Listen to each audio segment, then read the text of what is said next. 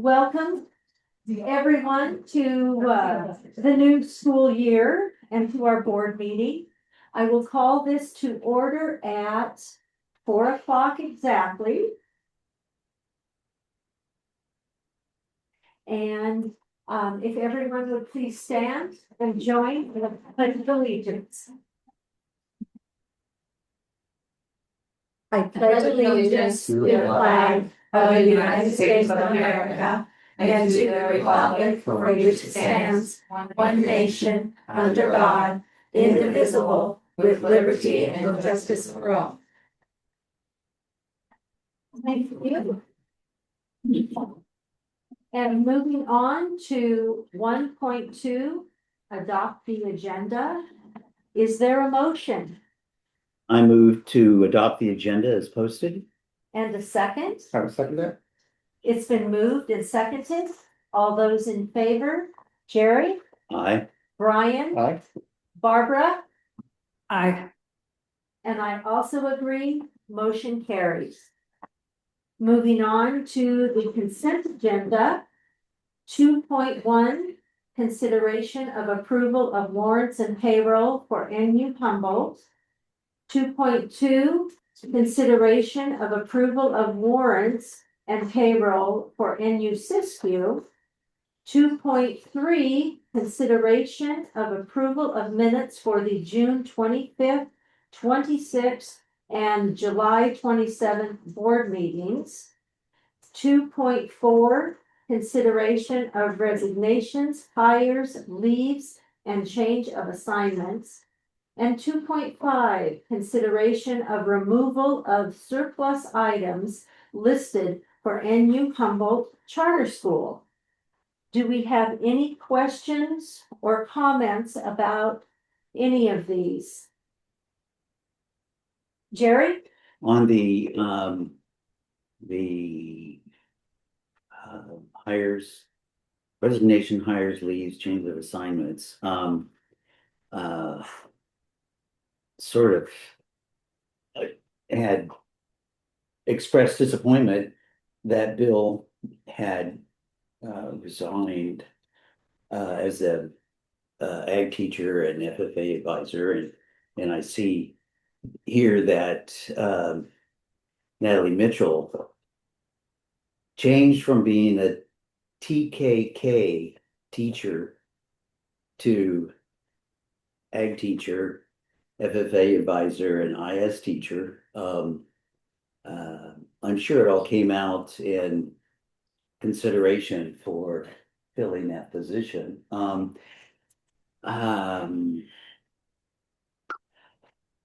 I have some questions about her background. I did discover she's a graduate of Eureka High School. She had to have been in the FFA program, and I don't know if she was an officer or not, or what projects she had, but I'm curious to know if she has any large animal experience. She lives on a ranch. She was raised and grew up and continues to live on a ranch. Okay. Well, that's With large animals, the cattle ranch. Okay, cows. And so then I'll be on the look for the first FFA chapter meeting to attend, and I don't know if I've ever met her or not. She may know who my wife is from. She may not have, Rebecca said she does. she may not have been her counselor, but she had to be there when Carol was Yeah. there. Yeah. So anyway, it just struck me as odd going from TK in kindergarten to basically secondary ag FFA advisor. It wouldn't seem to be a natural progression, but since she doesn't have a degree in animal science. She does. Her background. Yeah, she does. She has a degree in ag biology, I believe. So Is it was? Okay, she got a multiple subjects she credential. has a multiple subject credential as well. Okay, that's all I had to say. Okay, thank you. Any other comments or questions? Brian? No.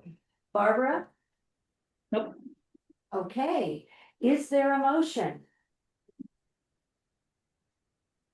I'll move to approve the consent agenda as presented. And the second? I will second that. It's been moved and seconded. All those in favor? Jerry? I, Brian? Aye. Barbara? Aye. And I also agree, motion carries. Moving on to public comments. 3.1, comments by the public. Under this item, the public is invited to address the board regarding items that are not on tonight's agenda. Please keep your comments concise, brief, and limited to 3 minutes. The board is not allowed under the law to take action on matters that are not on the agenda. Should items from the public pertain to a charge or complaint against an employee of Northern United Humboldt or Northern United Siskiyou, the board encourages the speaker to utilize the school's written complaint procedures to pursue the matter. The public will have an opportunity to comment on all agenda items as those items are heard. Do we have any public comments? All right, I would like, first off, for you to introduce yourself, and after that, I will start the timer for the 3 minutes. Okay. So my name is Maria Freitas. This is my husband, Marco Freitas. We have 4 children here enrolled in this school, more specifically in independent studies. So recently we got aware of the changes, the new policies with independent study. And I reached out to Sherry and Rebecca by email, and I presented my 3 concerns. That was about the vendors have changes, so it's not allowed no more. Like, for example, we have piano, so that's not no more an option. Our second concern was about that possibly some curriculums that we choose won't be approved, even if we have used them before, just because the school has their own list that the independent study families have to pick from. And the third was an order from Staples that we have to get from the closet. But then that was solved because we'll have the basic materials looks like in the closet, and if not, looks like the school will order. Going to the curriculum and being the flexibility of using curriculum, Sherry explained that they had a curriculum committee that decided on that, kind of narrowed down, and also would make it easy for the teachers. Also, she mentioned the last December, that was by December they have it spent already $150,000 on curriculum. That was too much money. Also, many curriculums are similar, so and then they want to train the teachers in curriculums, and that will make it easy if they have to narrow it down just to maybe a couple or whatever. States also adopted curriculum so often, so they want to keep up with that, so they want to keep with the new ones. I specifically was looking in the primary mathematics, so it was one of the books. I don't think it's on the list, but then Rebecca mentioned that she was going to look into that. And one of the reasons of homeschooling was the popular of choice of curriculum. Also the vendors was my other third concern, and Sherry mentioned about the 2 bills that she said already passed the Assembly and the Senate. So there's AB 84. I was a little bit familiar with that one, but she said the Senate has the SB 414. They're really similar. I guess they're trying to figure out like what to go and affect it. At this point, I don't even understand. Like I have to do more homework onto that and look more into that. But either way, sounds like if goals are not affected, the vendors was not coming back. Also was told me that the school have more expenses than income. This past year looks like it was 10 families use private vendors. So if every family decided for every student to use their school the school won't have enough money to do that. Then she offered, like, for example, for us, it's important piano. She offered to maybe hire the person who teach piano, and it's being offered here on campus and for all the students. And then also was mentioned like paying a full-time teacher here. She said it's about $100,000. That includes like the paycheck, the insurance, and all those stuff. I was going to conclude my thing. I don't know if I can talk for him because he also has 3 minutes, but I have my thoughts in the row.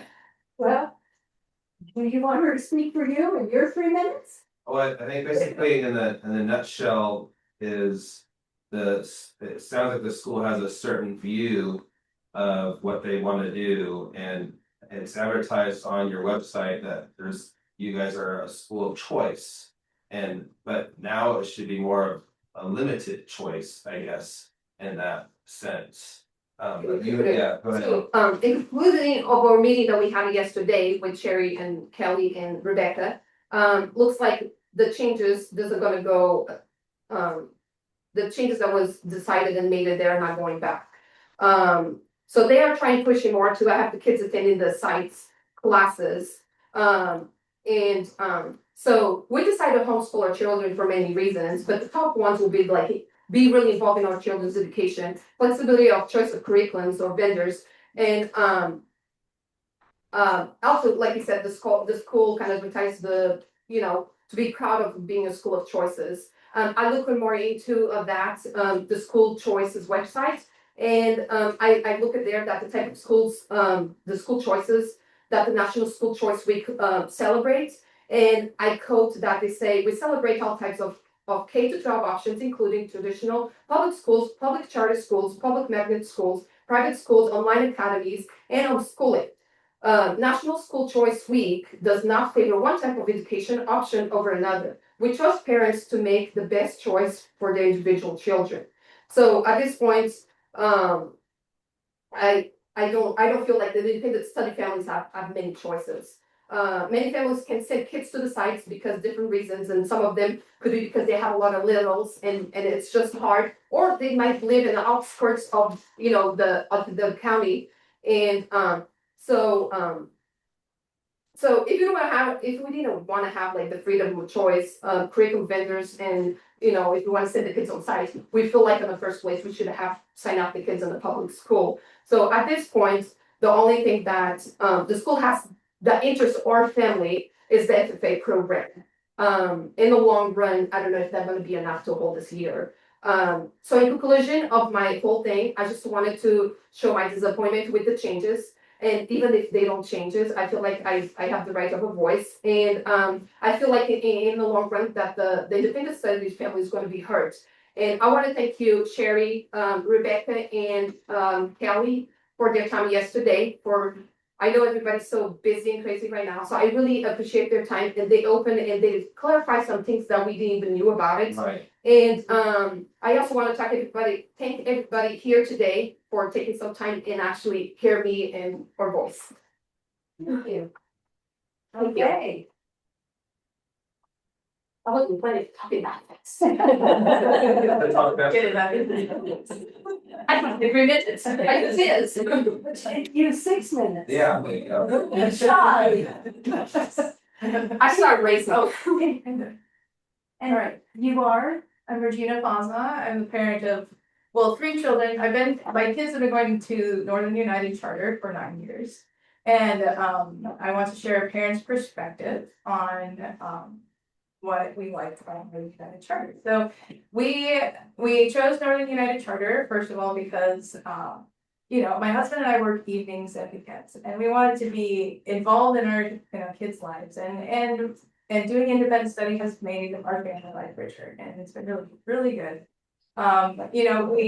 We liked that there was a Tuesday all-day class that Shermer put on, and then Debbie Scholes, and they enjoyed art, they enjoyed the class, and I'd be able to meet with people on those days and stuff like that. So it gave me flexibility for that. I also, the vendors, we've definitely used the funding for vendors, and that's enriched our lives and the lives of people in the community. We've helped keep young people in the area because they're good piano players and they wanted to be make money in the city, but we help them have finances to stay here as well as being a good example.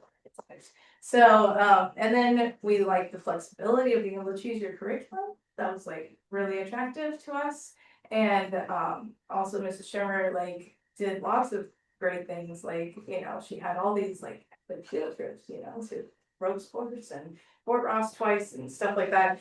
And you know, and Debbie Scholes did a lot of things. And my kids were in the Godwin days and they got a little prize. I think the kids got more prizes than our kids. But yeah, like, right. And so like that's been really enriching. And then I've been noticing for some years that it's been compared to maybe some other places in this area, harder and harder to use vendors a little bit over the last 5 years. And I was like, well, Mrs. Trevor's like got all these sports and I'm too busy anyway. So she's got all these sports going and she got the help get the FFA program going. And it's been really like that's been really good. But now like it's kind of sad to me because now like she's gone, so the Tuesdays class gone, except you know, there's still art, which we might participate in, and then now there's like no funding for vendors and you can't choose your curriculum. Yeah. And I'm not sure how long the sports are gonna last, because she was still like helping people keep it going. Like maybe those basketballs still keep up, but like I don't know, my daughter was in cheer. My kids did all of them. They did volleyball, cheer, cross country, track, and basketball. And my daughter even did basketball and cheer that year. And you know, like so yeah, so like that probably won't be as like going, and you know, I don't think the other teachers are gonna put on as many field trips. And I was like, oh, so a lot of the things that I really liked about Northern United Charter like aren't gonna be the same this year. I mean, I guess there's still FFA, except my kids are too young because my son graduated. So anyways, that's my perspective. And so it's been really good. I've liked it a lot for my kids and it's been really fun. But I don't know. We still we still want an independent study because my husband and I still work. But thanks for listening. Thank you. Anybody else? Go down the line. My name is Josh Bezek. We have, my wife Rosemary we'll have 5 kids. Here it's starting this fall. And this we first started my first child thinking about, you know, schooling, we were kind of leaning towards homeschooling. And then we heard her talk the other day about the independent study approach, which sounded like a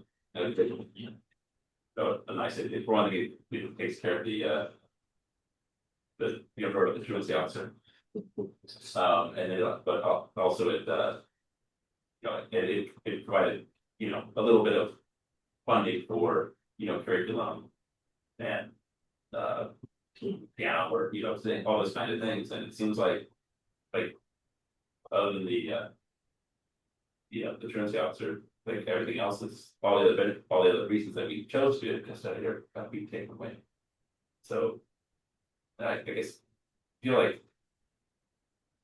I don't know, based on what I can find there, like basically the school gets roughly $54,000 just on the base grant part A or whatever for our kids being here. And I don't think we cost the school anywhere near that much, so it's kind of over the years, close. yeah, I mean that's just I don't know. Obviously there's the expense of having an individual teacher and then, you know, just that well, we obviously consult with but just to do that. Other than that, if without the any extra equipment or if the curriculum that's being offered is not, you know, what we want, is not all in it for us. So that's kind of this time. I guess my point. Thank you. No? Okay. My name is Sarah Beatty. I'm a parent of 4 kids here in the independent study program. And we'll try not to just repeat too much of what these guys said, but I am in full agreement with them. We discussed it outside of this meeting also. I feel very much the same way. Over the years, my daughter's going into 6th grade, my oldest, we've been here since she was in kindergarten. And we've really utilized the individual vendors through this program and the ability to choose our curriculum. And as she changes throughout the years, and my younger children who are completely different than her and they have different learning styles, I've been able to go through and choose the curriculum that best suits them and their needs. And I feel like the change and the narrowing down of the curriculum really limits our choices. I don't see a lot of the curriculum that we have used over the years on those lists, which is disappointing. And so I really feel like that parent choice that is so heavily advertised online and in your guys' radio commercials is not there anymore. And with the loss of the individual vendors, I can appreciate that it needs to be offered to all the students. And that means it needs to be offered on location. However, I don't live in Eureka, I live in Ferndale. I can't drive here multiple times a week to have my kids go to a piano lesson when I've been taking piano lessons 15 minutes from our house, which has been amazing for us. So we're gonna lose a lot of opportunities as far as vendors go, because we just can't come up here all that often.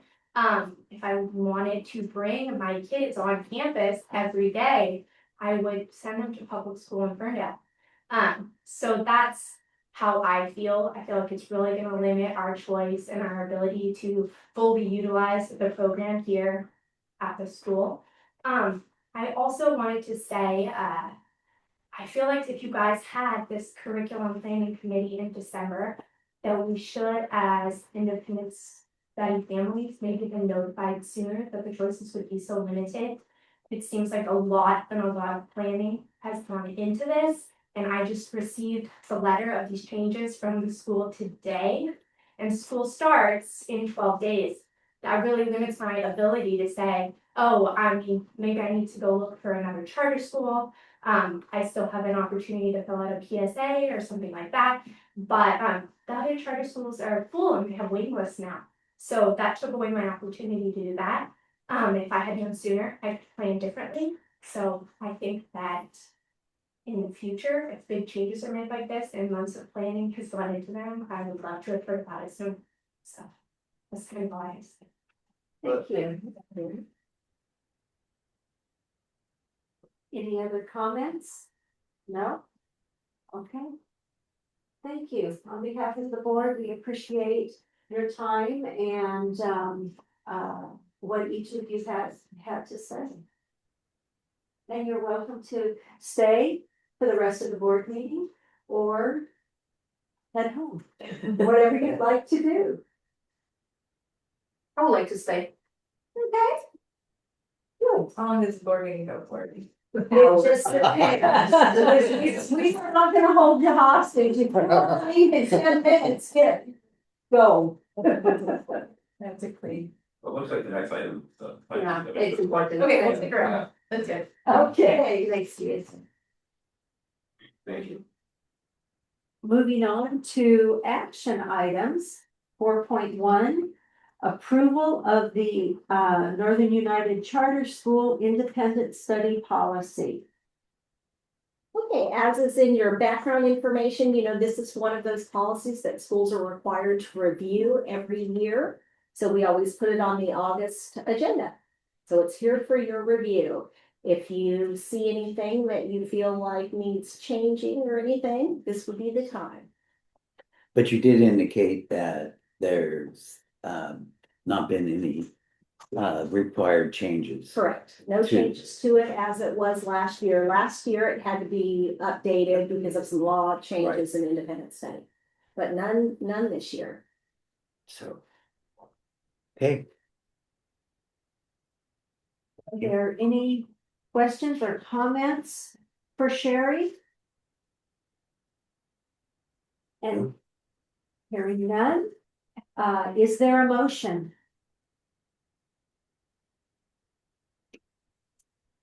I'll move to approve the Northern United Charter School Independent Study Policy. And a second? I'll second that.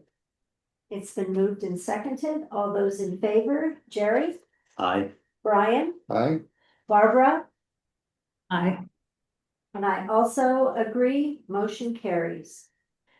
Discussion items. 5.1, the 2025-26 annual goals. Okay, again, every year in August, we put this discussion on the agenda, with the hope that we'll adopt the goals in September at the September board meeting. What I included in your packet were the goals that, were in existence for 24-25, and I'm recommending that they stay the same. But if you see anything that you feel needs updating, and you remember these align with both schools' LCAP goals. Are there any questions? I have some comments. Comments? Um, Yes. If those parents, if you Oh. haven't seen this sort of Venn diagram of how it's created and the three interlocking circles, it's really quite impressive. Social emotional learning is one. Community is a second one, and then academic rigor. And in the center is the district's logo with a young girl apparently reading a book in it. And I've said this in the past, that compliments to Rebecca for putting this together. It's visually, it's really catchy, but it encapsulates the goals of which what we believe in, that make up our charter school. The um, uh, the one thing I'd say, Rebecca, Yes, Jerry. is it's not to take anything away from its design. You've heard me in the past compliment you on that, and we changed some. I can't remember exactly what I'd said Before before. this, I think this was too close over Yeah, I think here. we were talking about Right, that. right. Yeah. So, looking at that, is it possible that someone might wonder why it's just a girl Yeah, and I not think we had this conversation. a girl and a boy sitting there? Yep. Yeah, So, Thank you, Jerry. Didn't it start out that way? no, it was Didn't always we a do girl. something? It's always a girl, but then we debated whether it should just be the mascots, but yeah. Yeah, yeah. The other thing is, it's kind of, premature, I suppose, but considering what we're pursuing, facility wise, I guess a it's, building in there. I guess it's more, I guess it's more of a personal thing for me. I can only speak for myself, is that I sure would hope that, a goal for this year is to be able to make that a reality. Yeah. So are you suggesting we put that in with these goals? Well, I mean. because it's not a done deal, and No, it's not. there's so many moving parts that. Feel like we could incorporate it into the community one. Right, Because that's it's about where- promoting our school's program Right. and, in the school community and in the community, broader community. Yeah, where I it think would, it's encompassed in that right, facility. because that's always, well, I guess I can only speak for Rosemary and myself. And you, of course, and possibly Rebecca and that, a goal, since the inception of Northern United is to have a under one roof, facility. We've done a lot of consolidation. Granted, but the creme de la creme will be a building that houses everything. And for the audience, that we have our eyes on a potential piece of real estate that will more than suffice housing all of Humboldt's Northern United. No, all just Eureka. It would do Arcata, Willow Creek and Bryson. Oh, okay, I'm sorry. Take it Yeah. back. Right. Anyway. That's all I have to say. Can I have those changes? Any other questions or comments? Are we able to say something or? Are we allowed to?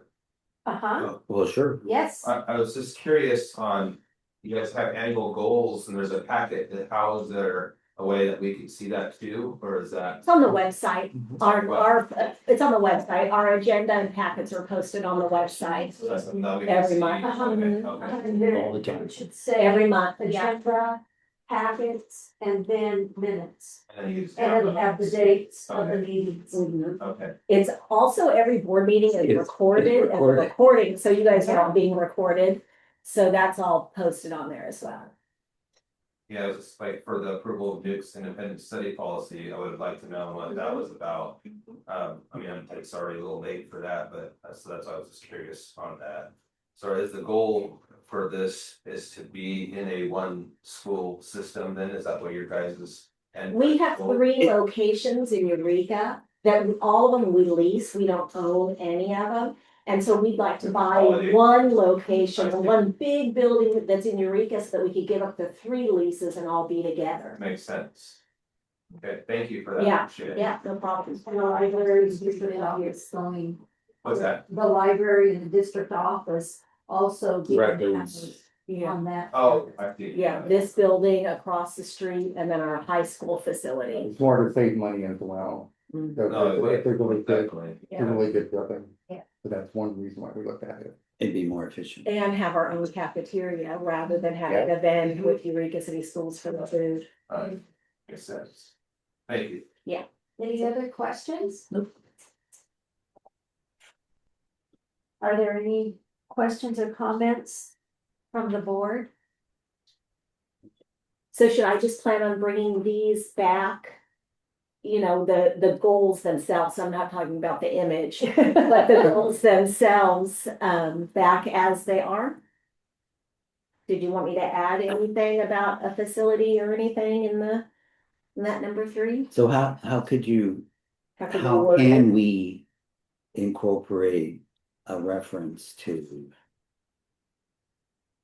you know, our current pursuit of Yeah, I facility? mean, something like continue to strive for. Well, you can, can't you? Because we posted it last time that we were discussing it publicly, so we couldn't talk about it and saying.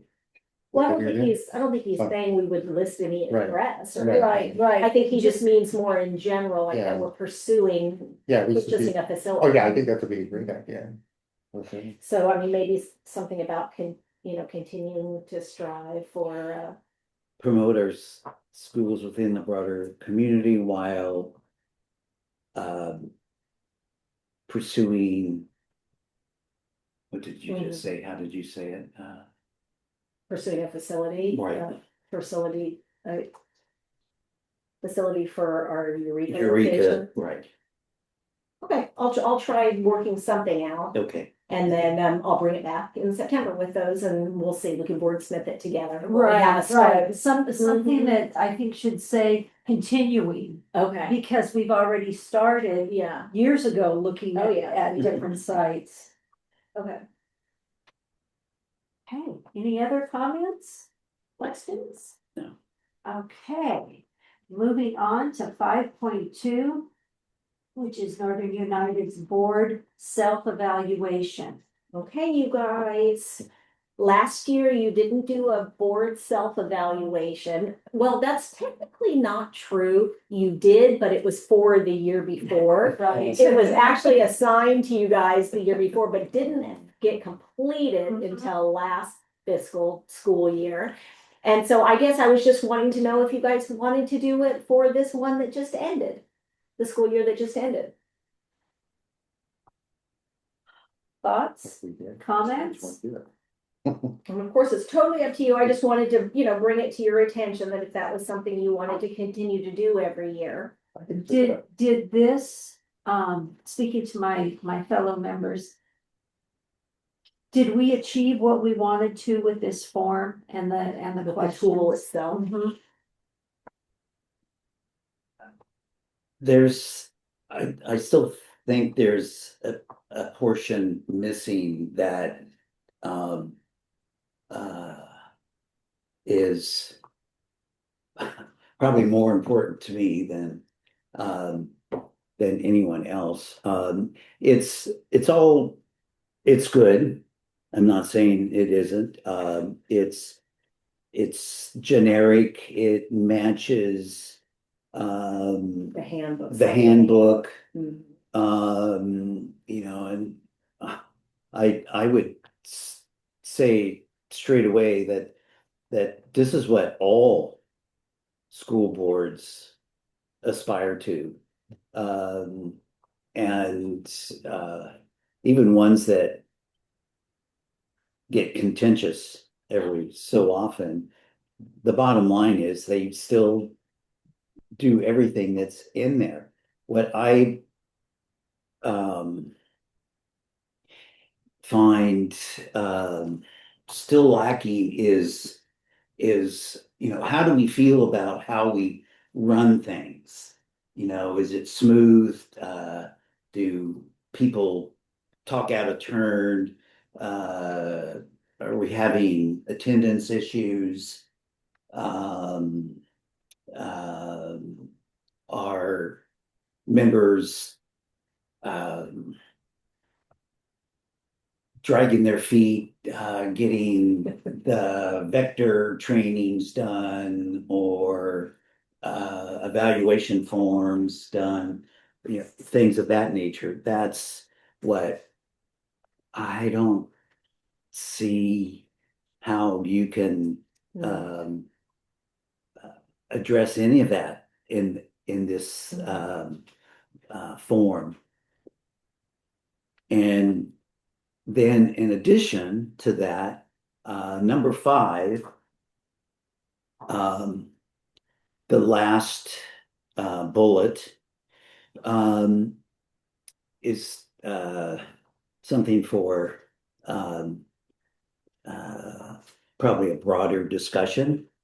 Attend graduation ceremonies and other school functions, particularly the graduation ceremonies.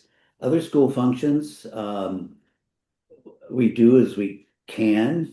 And Rosemary, you're the champion at attending all the various things. It's a little more, it's not as easy for me living so far away. But I'm going But to you make are a the- goal of attending FFA I meetings was gonna this year. say, you're liaison. Yeah, that's my goal for the year. But graduation ceremonies, it just seems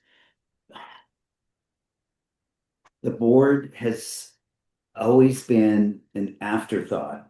Aside from the chairperson having to sign diplomas, and it never seemed to be part of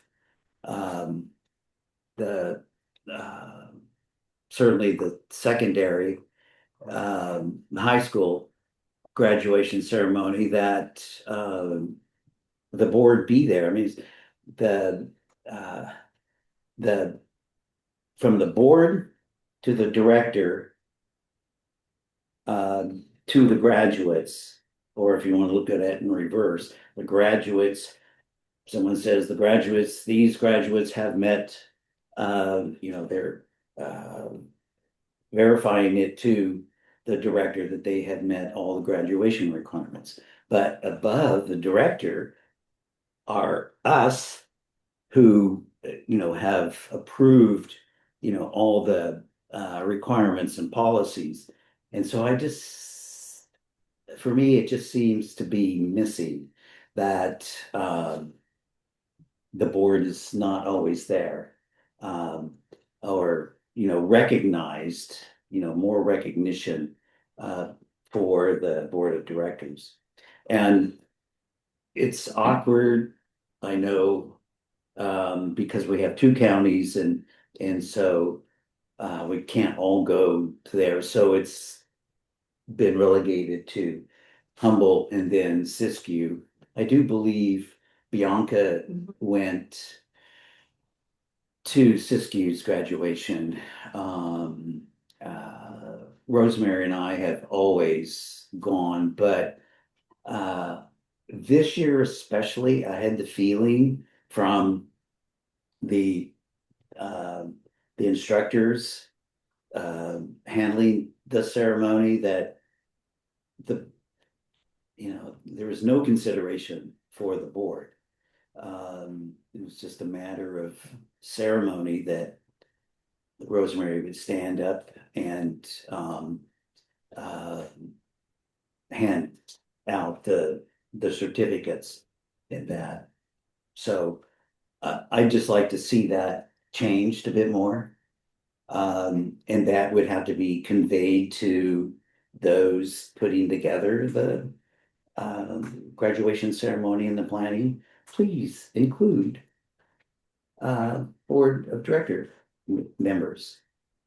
And certainly, if they're in attendance, please recognize all of them. Just So did you want this in the board self-evaluation? Is that? no, but I'm just saying here, this is an opportunity. So if we're evaluating this, attend graduation ceremony, I'm just taking the opportunity to point that out. But we don't, and I guess we should be encouraged to attend, say, the 8th grade graduation. If, so on and so forth. But what I see still going back initially, what's missing is it's a misnomer. Board self-evaluation.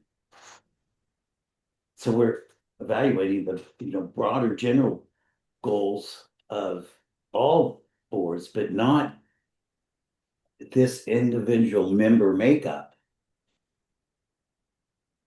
Does that make sense? Yeah, because I think, in our staff evaluations and our teacher evaluations, like teacher evaluations, for example, of course, we do the observation or evaluating them on the California teaching standards and, their instructional abilities, but there's also then a section that we've kind of always had in our evaluations. It's almost like job performance or something. Are they showing up on time? Are they turning their paperwork in on time? Are they attending the other things that they're supposed to attend, kind of like those kinds of things that are kind of the extra or additional things that's not just the teaching. So I think what I hear you saying is you feel like this evaluation covers like the broader stuff, which would be like the teaching, but doesn't necessarily have the things like, are you responding to emails when someone reaches out to you? Are you completing the documents? Rosemary's making faces over there. The phone call. Yeah, he's the one trying to like wrangle in responses from people, and so those kinds of things maybe there's no way on this to get at that. Correct. Okay. Because then, that's just another tool at our disposal to, in a kind of a low-key forum, to bring up Remind people of the expectations. some of those, yes, expectations. And I admit in the past, prior to what I'm about to present later on, the onboarding, I got extremely frustrated. Mhm. Mhm. Yeah, So, yeah. Yeah, I think we're Yeah. moving. One comment I guess that I want to make about this is in my other life, when I would have an evaluation and, uh, uh, there were areas that you could improve on, that you excelled in. And with this, I didn't see any of that. I see a spot for comments, I see it, we could check this, that, or the other, and we discussed it at the time, but then it's filed away. Yeah. Like there's no after accountability, I guess I would say. I don't know. Yeah. I don't know what the answer or the solution is. Well, that's something else that we have done before in our staff evaluations is have a place for people to work on, like, what is your goal for, you know, improving or whatever. So Right. we could add something to this related to that. Yeah. I think that this is still a work in progress. If we want to continue with this. Well, and no decisions have to be made today or anything. That's why I just put it on the discussion item, just to bring it back to your Right. attention in Yeah. case you wanted to. well, even with its flaws, it still makes a point. Mhm. You know, it brings us, you know, to stay on point Mhm. and remind us, if you look through those oh yeah, you know, we do this, we do that, and you know, the public doesn't realize always, you know, the things that we do, and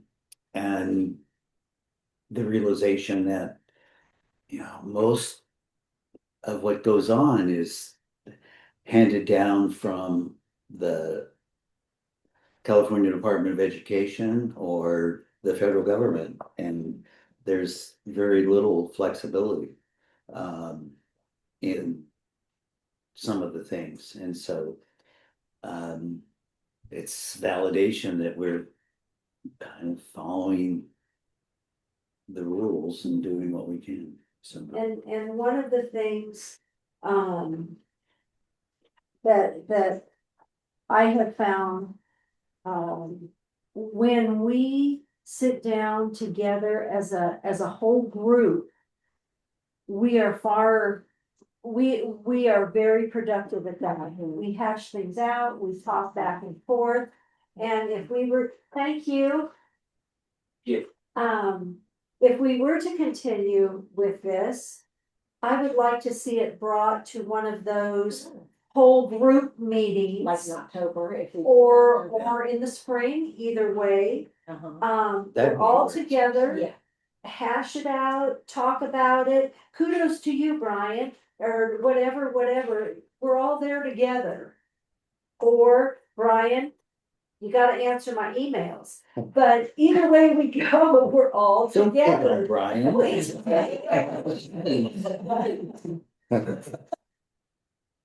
That would be, my suggestion.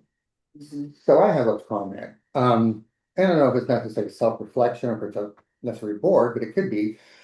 So I see, you know, the different things like it says act as community leaders, you know, all the headings like ensure accountability to the public. So when we have a situation like, you know, we're making changes to our school. As a board, it gives something to think about, that are we acting in the best interest of the parents? Because, you know, as we all know, charter schools are, you know, choice schools and stuff. We hear that thrown around, and I believe in choice. And so that's something to think about when we as a board, if parents are coming in, changes, Are we actively listening to them? Why are we not actively listening to them? Is there a good reason or not a good reason? Those are something to reflect on in our evaluation. What we can do to make sure, like, can we meet them halfway if we're not able to meet that entire, I've been to board meetings, been to board meetings where sometimes the board just kind of just, they made their decision. And as a board member, I'm not the one that goes, I want to actively listen and try to solve the problem rather than kind of say, do away with it and then have parents go, because I'm a parent. So I want to see where we can meet parents in the middle and not do away with things like, can we evaluate that, how we're doing in that area? Where do you think Hopefully that I would did- fall, Brian? Well, that could be maybe ensuring accountability, but that maybe the public, I mean, I know that we are a great school, and stuff, and I know you guys worked so hard before I got on the board, I've been here for a while. And and changes are tough, but at the same time, even being on board and being as a parent, I can sympathize with parents who, feel, they want certain things, and when things don't happen, to try to see what we're doing that we can meet people halfway at least, rather than, shutting down or not giving a little bit, if that makes sense. It makes Yeah, sense. 1 and 2. And sometimes, 1 and 2. well, all the time, whoever it is in the community. Yeah. They want to be validated. Sure. They want to know that we have Yeah. validated what they have said. But oftentimes, we need to shed light on why certain things are the way that they are. Yeah. Because we're hearing their suggestions, their perspectives. But again, there's two sides, there's a reason why. Yeah. And so open communication. Yeah, that's important, everybody, that everybody's valid, yeah. I Yes. agree. But that might go under number 5. Yeah. Because it is community related, and when we walk out the door, we are representing our school district. Right.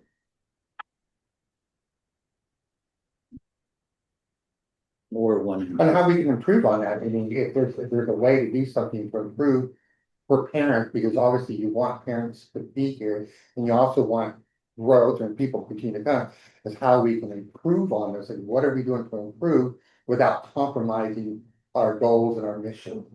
That's what we need to focus on, that's so important.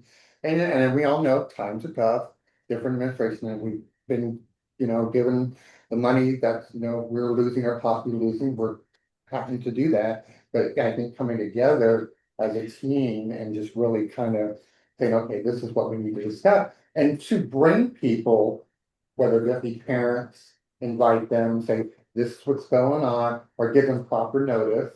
And try to say, okay, we need to really make sure they're self-aware, that they know what's going on, that they can make decisions for themselves, and that we're all aware. I think that's what's important in our evaluation. If I was a parent and I didn't have notice, I mean, I've been in that situation with 2 weeks in school.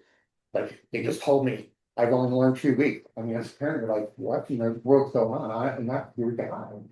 And that's not fun for a parent. Gary or Barbara, any other comments? Well, I feel very, I'm still very, very new. I started here during the summer, so I haven't had opportunities to interact with staff or students or anything. So for me, this is still all just learning experiences. I do know some of what I've been hearing reminded me of when I was on the community advisory boards, because we were generally presented with something that we could either approve or disapprove. And you know, in a lot of ways, we were making decisions, except we were guided into those decisions. And I think that happens with a lot of boards because, you know, staff is coming in and saying, well, this is our presentation. You know, this is what we're giving to you to vote on. And we know what their feeling is. So to, you know, I don't see, so far, I don't see that, you know, there would be a lot of clashing going on at most meetings, but I have, you know, I don't know. Like I said, I'm still brand new. What the hell happened? Jerry? Okay. Well, thank you guys. That was a good discussion. And we will move on now to 5.3, which is Northern United Charter Schools Chief Business Official Compensation.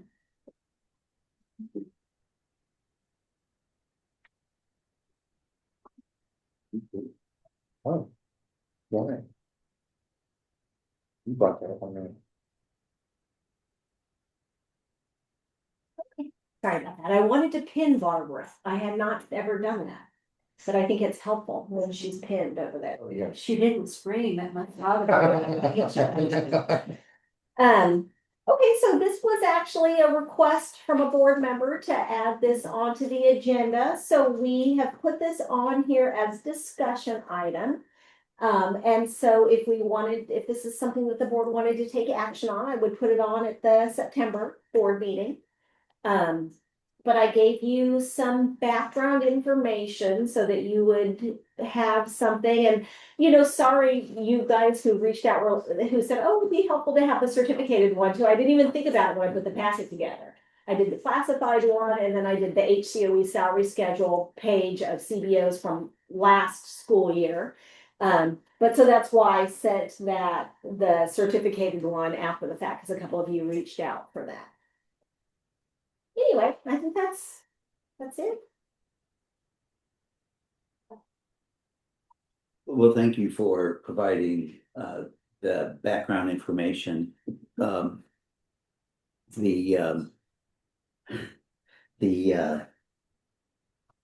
HOE page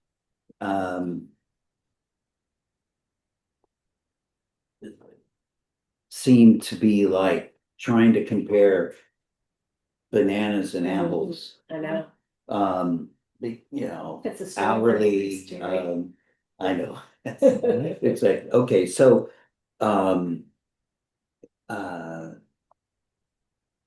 in looking at it in a very logical, methodical way,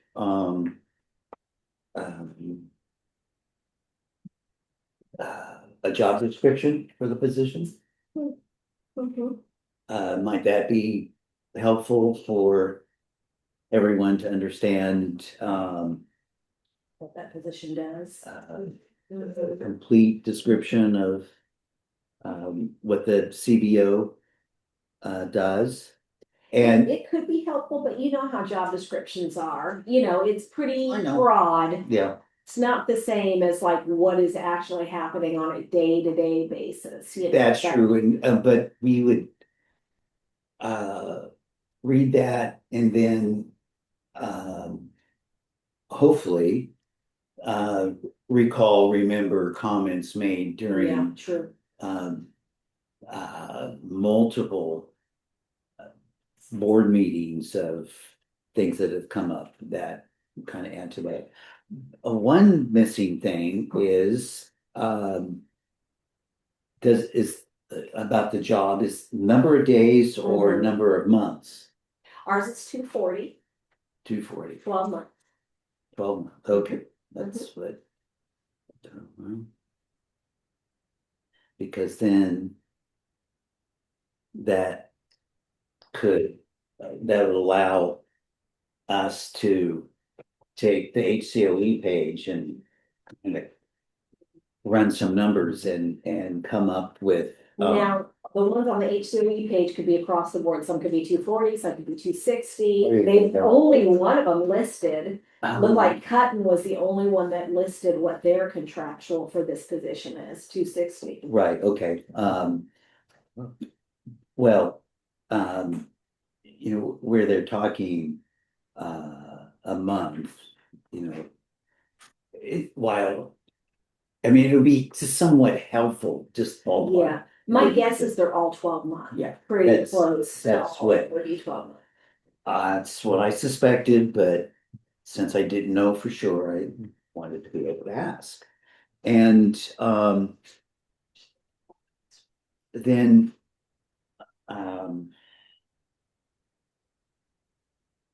having been here since the inception, um,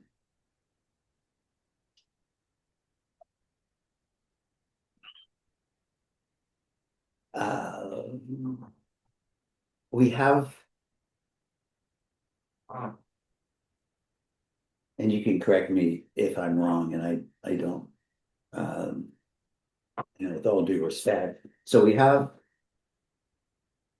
it used to be, it was kind of like the last man, last person standing in the department. If somebody left, then someone that worked and then moved up and then moved up and then moved up.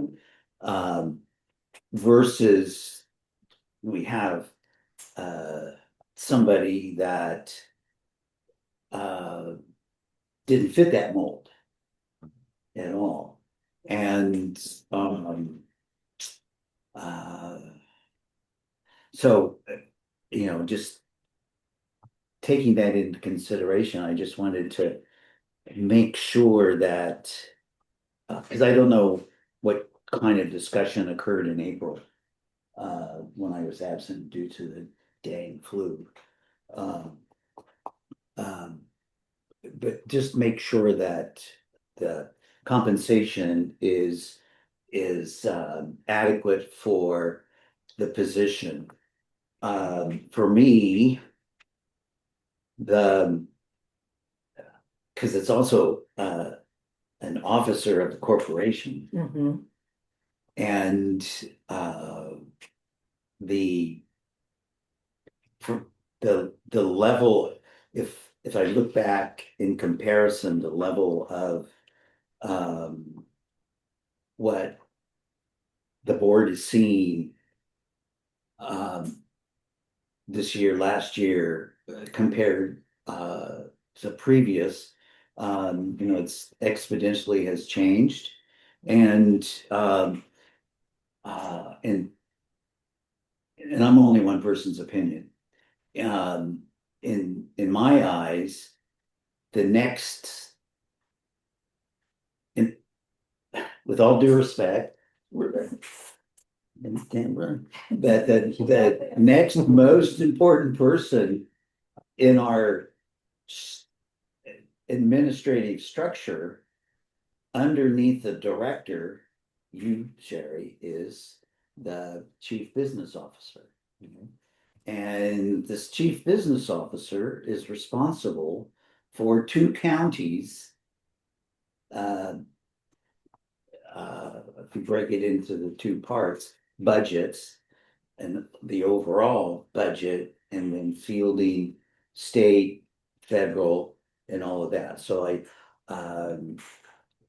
not that responsibility changed from previous, but it's in light of the current state of affairs in the country, with money, it's just taken on a much more importance. And I realize there's, in some large districts, that person is the assistant superintendent business. I don't think Northern United could go that far to do that. And, I don't want to get into an issue between certificated and classified, degrees, qualifications, but I'm looking at the the responsibility that this position holds, that is, extremely critical. Things have to be done on a timely basis. And,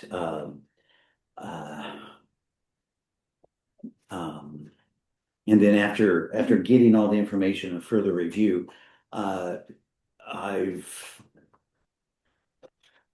one of the thoughts that I had,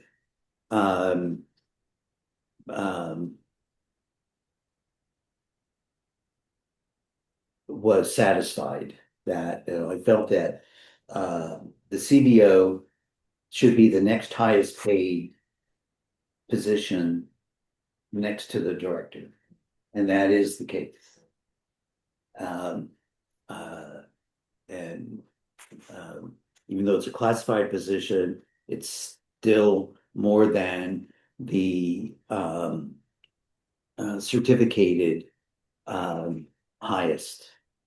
And that's okay. Could it be higher?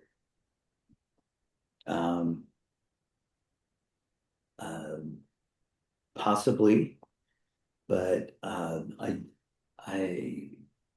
only now know where I can spend some time looking at all these different things, which is the basis we have used in previously negotiations for the director's contract. That's in print reference. So sorry to be talking about you.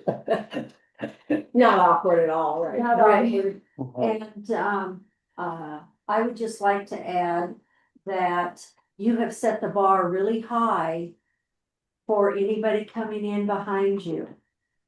And while I feel that you need to be compensated appropriately, as a board, I think we also need to be mindful, as we do when we do anything, that we're not always gonna be here. And the same goes for Kelly. She's not always gonna be here. And so when putting together a pay scale, we wanna be mindful of perhaps lesser qualified people coming in behind her. But let me tell you, you have really set the bar high. Rosemary, that's, I would think, where the job description comes in Uh-huh. and where it could set a certain minimum, if you will, Uh-huh. standards, expectations. Whereas I don't know what it was before. All I know is that somebody would leave and somebody would move up and somebody would leave, and whether or not they were a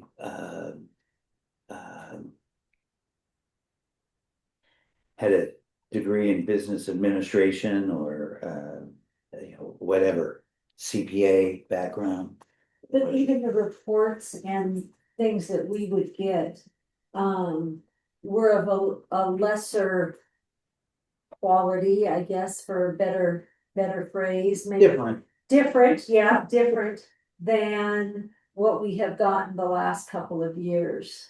Yeah, and I hear what you're saying about what we're not always gonna be here. I'm not always gonna be here. Don't That drink that Kool-Aid, don't. that Call here. I think the standard or precedent has been set. It's been the evolution, and we've set our own course from the toll, and there's very few holdovers. We Right, now have Tamara, and certainly Kelly, that we're all moving in the right direction. So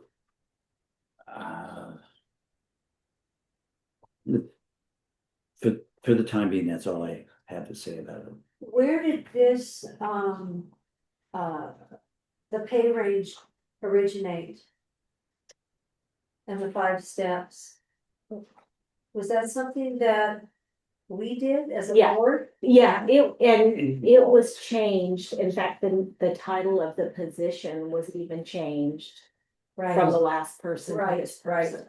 And I think that is maybe like what you're getting at with the job description. This is a different position than really what we had before.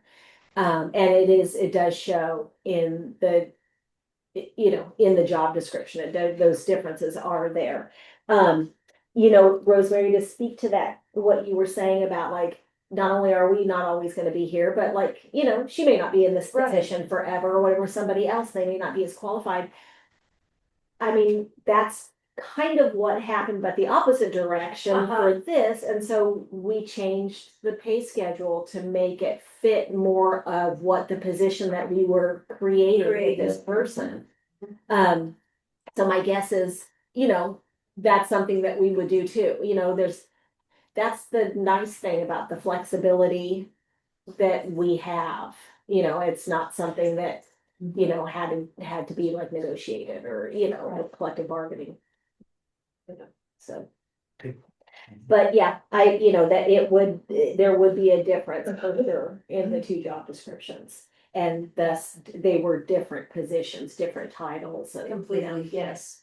Kelly has completed the CASBO's chief business official training that is, gives you the ability to be this, this title.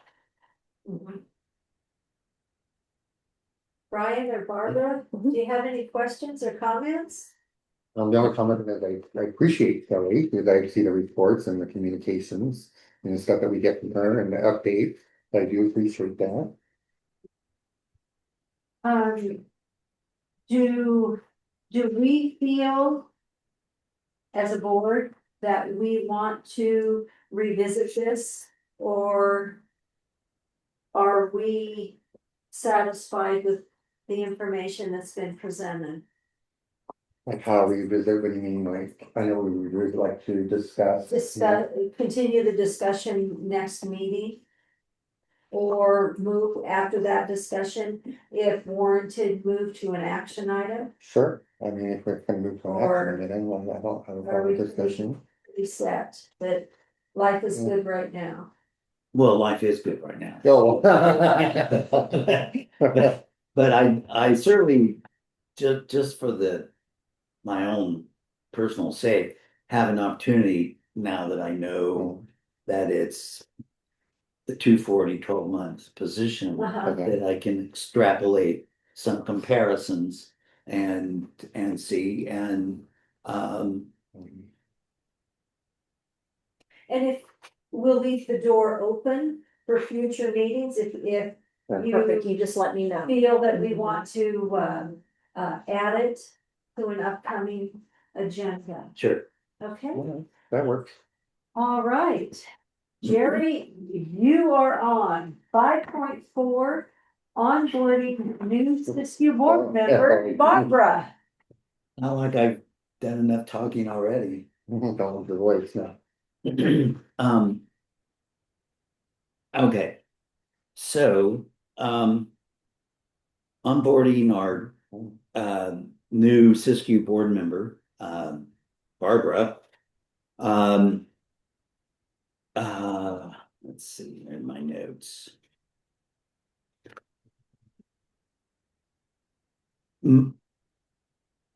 Barbara, most everything that I will talk about can be found on the website in the handbook. And just go through. What I intend to do is just point out the key reasons this all came about. A lot of it is, as you would expect, are policies and procedures that would be common to a school board anywhere. And even be logical for any board, really. And since you have that kind of a background, it would make sense to you. But let me start by saying that on April 26th, 2018, we met in this room, 5 individuals to start a newly constituted, reorganized charter school that emerged from the previous Matul Valley Charter School. The Northern United Charter School Board of Directors is a hybrid of a traditional school board and a not-for-profit board of directors. We serve both Siskiyou County and Humboldt County. 2 directors come from Siskiyou and 3 from Humboldt. There's only 2 of the original 5 that met on that day in April in 2018 remaining. Rosemary and myself. Board members terms are 3 years and are staggered so that all terms do not expire simultaneously. We typically meet on the second Wednesday of each month, except for July, when we have no meeting. Adjustments are made to that schedule on an as-needed basis. There may be additional special board meetings as the need arises, as well as closed sessions, which deal with confidential matters. And closed sessions are governed by the Brown Act and allow for only very narrowly defined special matters. We collectively meet twice a year here in Cutton and in Mount Shasta. We got off to a good start, then COVID hit and we didn't do any traveling and didn't meet. We were all zooming in remotely. The governor made provisions for us to be able to do that. We've tried to restart that and hopefully we'll be able to get that started again next month.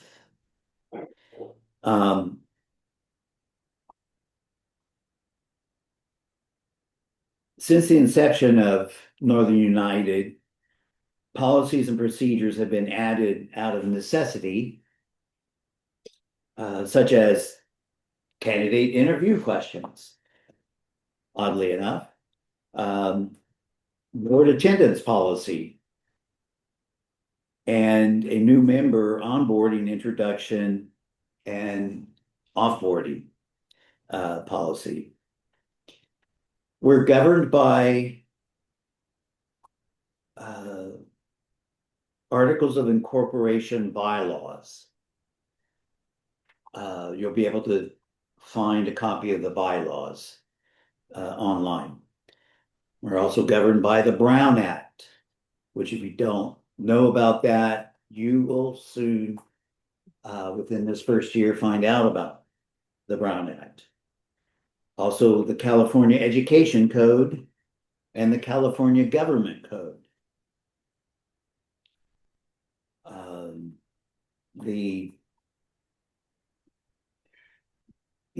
It's strange to say, the corporation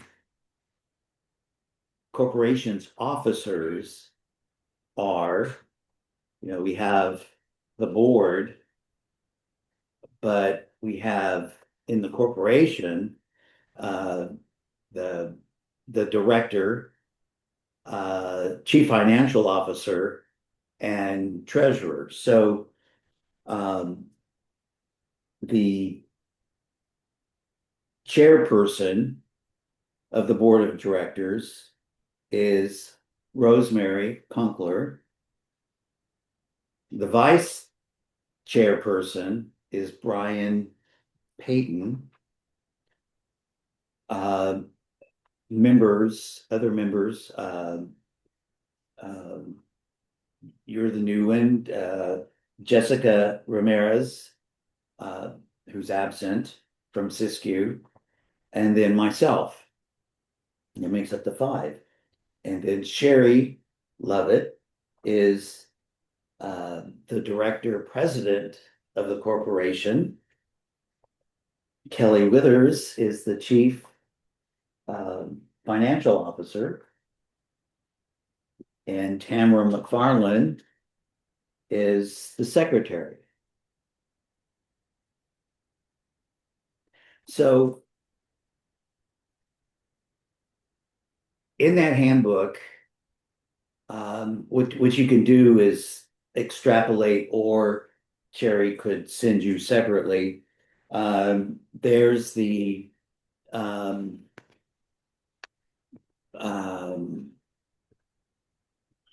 school calendar. There'll be for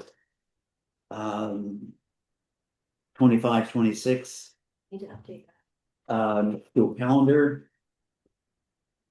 There'll be a list of the meetings calendar.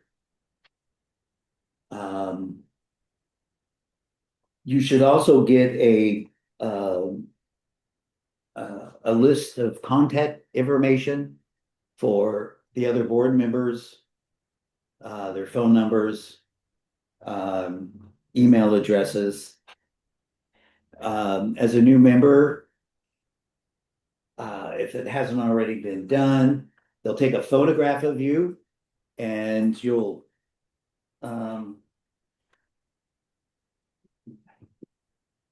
get a badge and a lanyard. Let's see where mine is.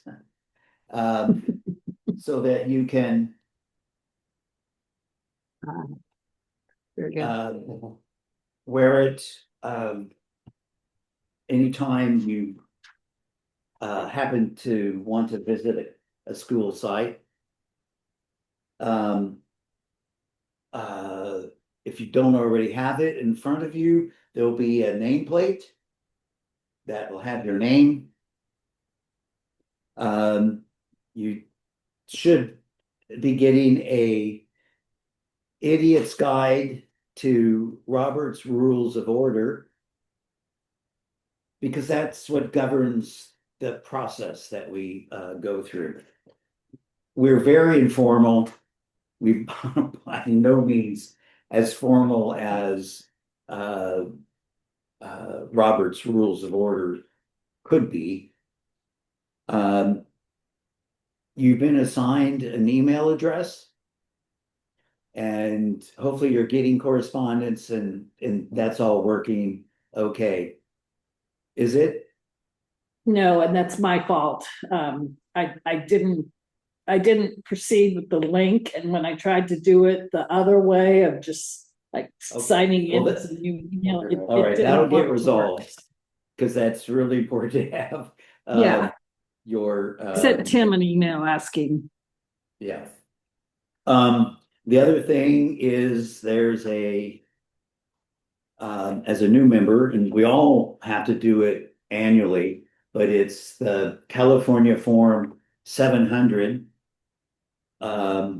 Statement of Economic Interests that we all have to fill out. And Sherry has provided us in the past with a cheat sheet, if you will, as to what to put where and so on. And once it gets to assets and real property and all that. That's up to you. There's also a mileage reimbursement form.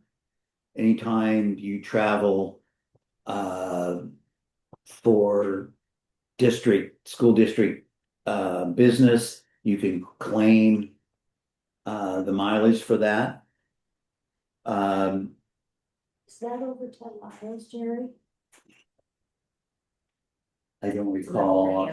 Yeah, because even if you If- live further away than the minimum mileage, when you're coming to the meetings, that's reimbursable mileage.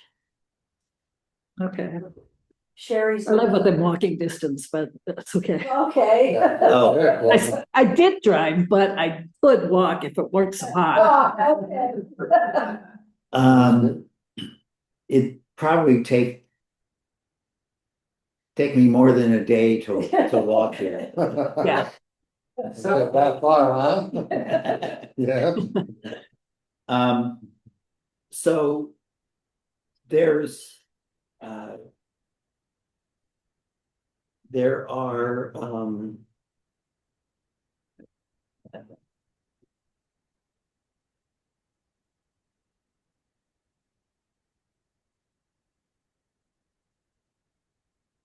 You know what, Brian, this is good for us to hear too, every time there's a reward there, the onboarding. okay, so there are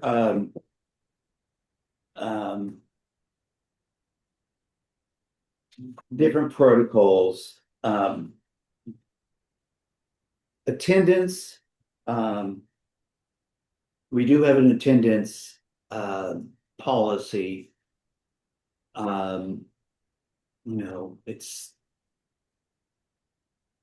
board meeting attendance is necessary for us to function efficiently Mhm. and make good decisions.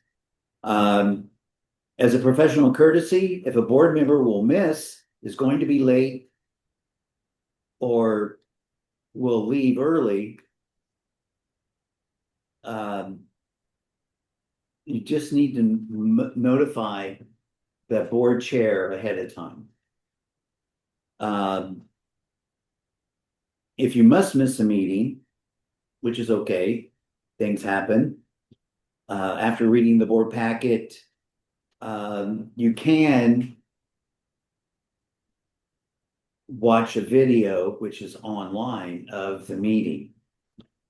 Probably not the most entertaining thing, but nonetheless, it's a possibility. And you can always contact Sherry for clarification about something that was on the agenda. If there is an attendance problem, the board chair or designee will reach out to that member and discuss the problem. If the attendance doesn't approve, the matter is going to be on the agenda and discussed in open meeting. And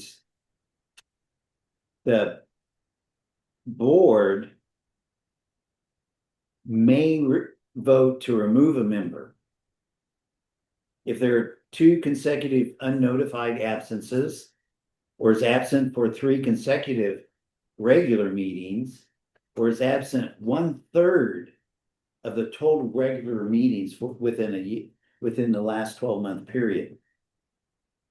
And then if a member is voted off, then the offboarding protocol fits in, which then, I mean, you could read about that, but the member leaving has to fill out the Form 700 and return any materials given to them while they were a member of the board. The chain of command, if you recall, that was a question in interview question, which in my recollection, you nailed it. You know what chain of command is. Sherry's the director, but as far as the board is concerned, the chairperson, currently Rosemary, is the top of that. Then the Brown Act, there'll be Brown Act trainings that will come up throughout the year, offered by our law firm. In fact, there was just The one for that the came ethics today. just came through, and I think Tamara was reaching out to Barbara with that. Yeah, okay. And then there are, once the email gets squared away, you're going to be receiving notification of vector trainings that you sign on using, your login info for NUCS, and have to answer these questions. And it's the way it's designed is based upon your score, you may or may not move on to the next section. They just want to make sure you get the information, and covers all sorts of things. And I apologize in advance if telling you how to make a motion because of your previous experience, but sometimes members, certainly new members who have never been involved in any format like this, don't know the proper way. So I make a motion. You'll always hear me say, I move to not, I motion to, that's the wrong usage of the word. So it's either I make a motion or I move. Do you ever use the format after Rosemary has stated what the issue is? Does anybody ever just say, so moved?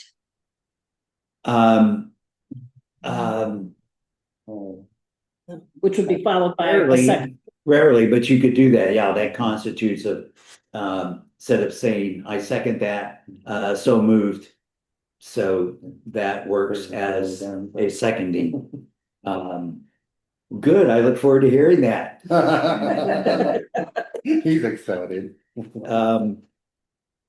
He's challenging you to be the first one to say that.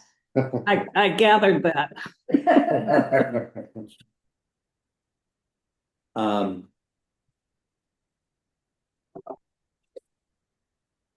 Do you have any questions? No, that was probably the only one. All right.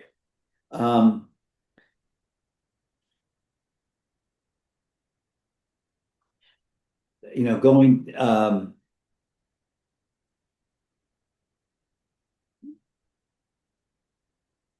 throughout the handbook, there are links, I believe, and to documents such as employee and student handbooks, charter petitions, the school bylaws, the calendars and annual goals, as well as the conflict of interest code, and a summary of the Roberts Rules of Order.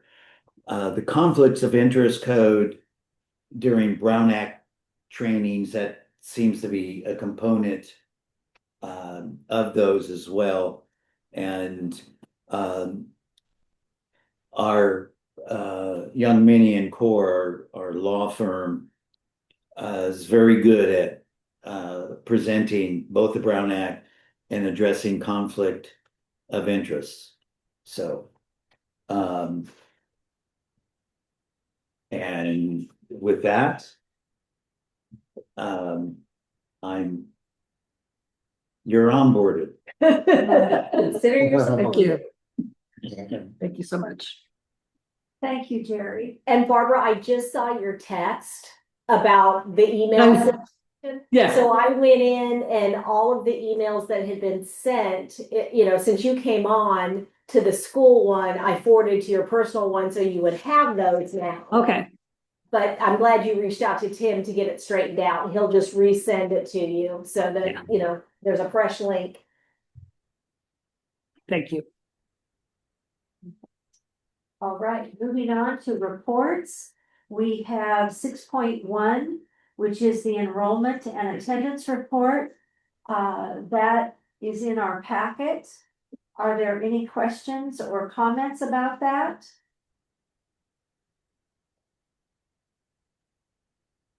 Okay, 6.2 is the fiscal report. Kelly, do you have anything you want to share with us? I don't think so. We'll probably talk again next month and finish what that'll be the actual. We're close. Okay. Well, I have a question. So I believe in the news, there's some They do. finally federal money released. Oh, yes, I saw They that. release, what they had withheld for their final payment from the previous fiscal year, 24-25. So we did receive the remainder of those funds. Okay, Some of the 25-26, they're not completely sure about yet. But the state of California still is in litigation, so they're fighting to receive those funds. okay. Thank you. 6.3, director's report. All Sherry? right. So there was a correspondence from the auditor that I included in the packet to you guys. Hopefully you had a chance to look at that. That's just kind of their standard letter that they send every year. I did, you guys, I think both Rosemary and Jerry maybe both kind of made reference to it, that maybe next month we should probably have on the agenda something about board meeting attendance for our board member who hasn't been attending. So per the protocol in the board handbook, that section on board member attendance says that if somebody isn't attending, that the board chair will reach out and, see if there's anything that can be done to support or anything. And then if there's no improvement after that, then it comes to the board as an action, so a vote. And then reasons to vote to remove could be if there's 2 consecutive unnotified absences, or absent for 3 consecutive regular board meetings, or absent 1/3 of the total regular board meetings within the last 12-month period. So all of those things have happened and, have transpired. So I think at the very least, we'll put it on the agenda next month, and then you guys can make a decision at that time. Okay. So I just wanted to bring that up. And to piggyback Yeah. on that, I will try again Perfect. to reach out, Okay. Will you try a letter? try a letter. Yeah, I remember you saying, somebody saying about a letter, do a letter earlier. Should we've we, done phone, email. Phone, text, email, we've done all of those. sign. The only thing is that Son, you've got yeah. a hold of somebody, you would have thought that there would have been some communication through of saying, well, that's where I wanna know, like, why the lack of communication, if they answer the phone, and I don't know, yeah, I don't know the circumstance fully, but Well, that's why I suggest the letter is just, yeah. leave it's no just- it's a- stone it's a kind of unturned. odd to me. would it be appropriate, to look at her son's emergency contact and call whoever is listed as an emergency contact? I don't think it would. It's her Okay. son's emergency contact, not hers. They might know something. They They might. could be a friend, but They yeah, might. yeah, I don't know. okay. Maybe we should start requesting emergency contact. Yeah. For you And guys. that would be There's good. nothing wrong with that, It eh? could be in an Yeah. accident I know. on the way Yeah, you never here, know, I or mean, during a meeting. hey, I could. Yeah. I mean, that's like for all of us and our emergency red Maybe buttons you at the guys door. should go over, you know? Yeah. Have people in there. just in case. Yeah. That's good. There you go. Okay. Okay, and then I did want to just double check while I have you guys, while I have a captive audience about October. So, normally our meetings are the second Wednesday of the month. When the board adopted the annual board meeting calendar back in December, it was decided that the month of October, the meeting instead would be on Thursday, the 9th. And that was because the plan was for the Humboldt board members to travel over to Siskiyou, so that everyone can be together for a board meeting. And so that's why we moved it to Thursday, so that we can accommodate a Thursday evening board meeting. So we would drive over to Siskiyou Thursday morning and be there in time for a board meeting on Thursday evening. And then we have the opportunity to have a second meeting on Friday morning if we wanted to. So, and those meetings, like Jerry said before, are so good, or Rosemary, you guys all said, are so good for doing things like hammering out the board self-evaluation document, adding anything to the board handbook, the things that take a lot more time. And so it's difficult to do in our regular business meetings because there's already a full agenda. So I had sent an email out to everybody asking if they were able to do that or not. Because, if that's the case, we need to book hotel rooms and things like that. So I just wanted to confirm with everybody, is that still on? Would it matter if we, so if we were to go to renew somebody, not saying we are, that's still. That would be there. in September. Right, but let's say if we only had one board member, we would still be able to do all that and still be okay going over it? Yeah. Oh, okay. Yeah. Just wanted to- We have operated with 4 board members Yeah, for a long time. Right. There was a time when we had 3 board members. Yeah. That was very Right. scary. I'm You're still good? up for it. I'm Okay, good. still on your I would calendar. have to carpool with somebody because we only have one vehicle and because somebody would have to be with my kids and stuff like that, which I don't have a problem. I can get that all taken Well, care of I'm in not, advance. no Like, Well, problem. guess what? We can use the school vehicles. At work. No, the van, sure, Mhm. but We can just take the Rosemary, minivan. carpooled. Rosemary and I carpooled last Yeah. time. Yeah, I'm Well, we all can work for it, that. as long as I Yeah. have the van to get my kids, Okay. that. Would that be considered a serial meeting if we're all together? Long We ago. only don't talk about, stuff. No talking. No talk about Did- outside. Yeah. Didn't we talk about board stuff? Be better. Yeah. Yeah. Oh. We talk about everything But else under the sun. Yeah.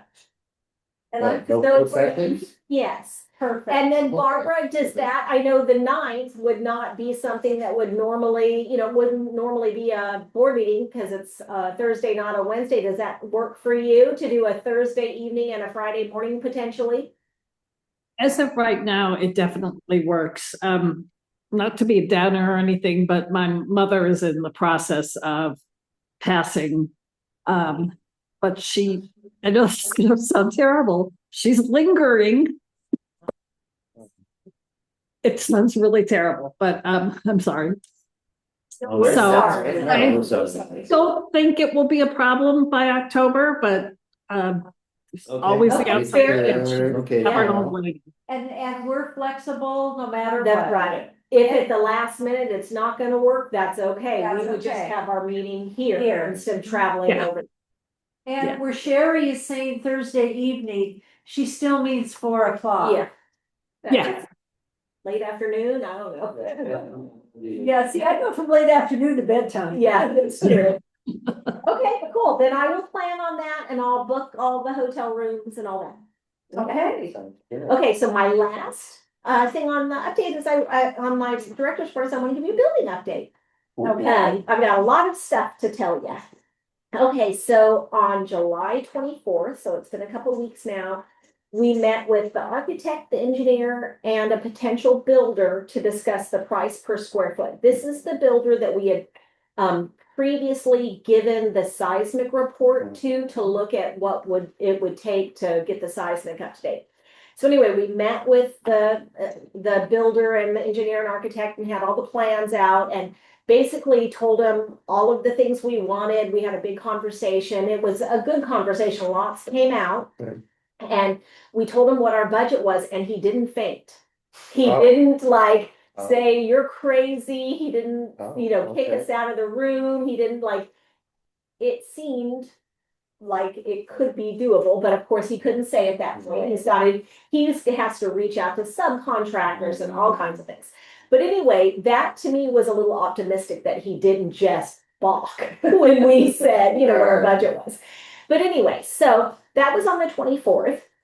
So, but one of the things that at the conclusion of that meeting, they asked if we could schedule a tour for them to be in the building and see it themselves too, before he draws it up. Yeah. So I reached out to our realtor on that day to let her know. And so she scheduled a tour. But at that time, she did ask us a question. And Jerry, I thought of you because your last question to me when my last update, our last board meeting, you said, is there anything else that we don't know about that could come out to Wow. bite us or something? Uh-oh. So our realtor said to us, is it gonna be a deal breaker if the tenant who's in the front part of the building has a long lease and doesn't move out? And I said, yeah, that they have a lease. Oh. And what year are they? I think it's 4 more years, so 4 more Oh, years. they just renewed Yeah. them. And so what that means is the current owner would have to buy that lease out. And they're all aware of that. Everybody knows. So that's something that totally out of the blue, nobody ever mentioned that tenant had this term lease before. But anyway, so they're working on that. No wonder they weren't panicking when we were all walking around. And they're sitting at their bench. Yeah. Wow. I think about that every time I drive by. Mhm. I mean, even today, I had to run an errand Yeah. and normally would go. And it's like, are they gonna just Well, willingly? Yeah. Well, so our realtor said at that point, okay, we're gonna schedule that tour, the walkthrough for all of our people. In the meantime, then on August 5th, Kelly and I had a meeting with our attorney, which you may remember there was a question about if it would be a conflict of interest because they maybe were our attorney was representing another charter school that was looking at a building. Mhm. That charter school backed out of that deal. That building is back on the market. Really? Yeah. And so that attorney can freely represent us. They had decided even before that they could, there was no conflict. But anyway, so we had a meeting with our attorney and basically I just wanted to make sure that there wasn't anything that I wasn't thinking of. Like, here's all the things we've done so far. We've met with the city of Eureka for the planning department. We're doing this, we're doing this, we're doing this. Are we missing anything? Are there other major things? We've met with the funding, all the different things. Is there anything else that we just haven't thought of that we should be doing? And essentially she said, no, we've got it dialed in. Everything we're doing is fine. She did, or is right on. We're not missing anything. She clarified a couple things.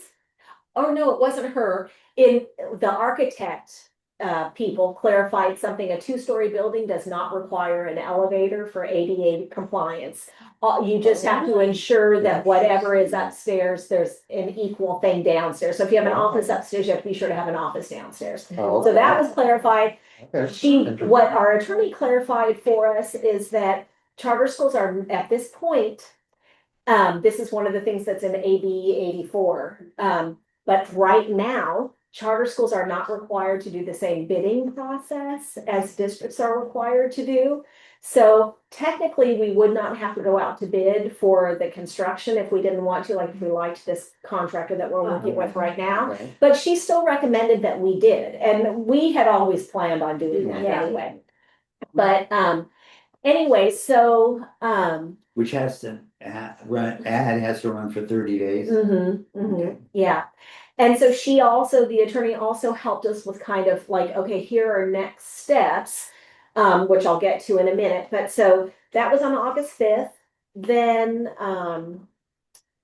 whatever day I sent out the agenda for this meeting, because you guys may know that Eureka City Schools always requests that we also give them the agenda and board packets. That same day, I sent it to the superintendent as I do every month, and he responded back letting me know that he felt like for due diligence, he needed to run by this whole thing by his legal, but that it was his intention to bring it to, he was planning on presenting our request to the board at the September board meeting. So that's, something for us to be watching for.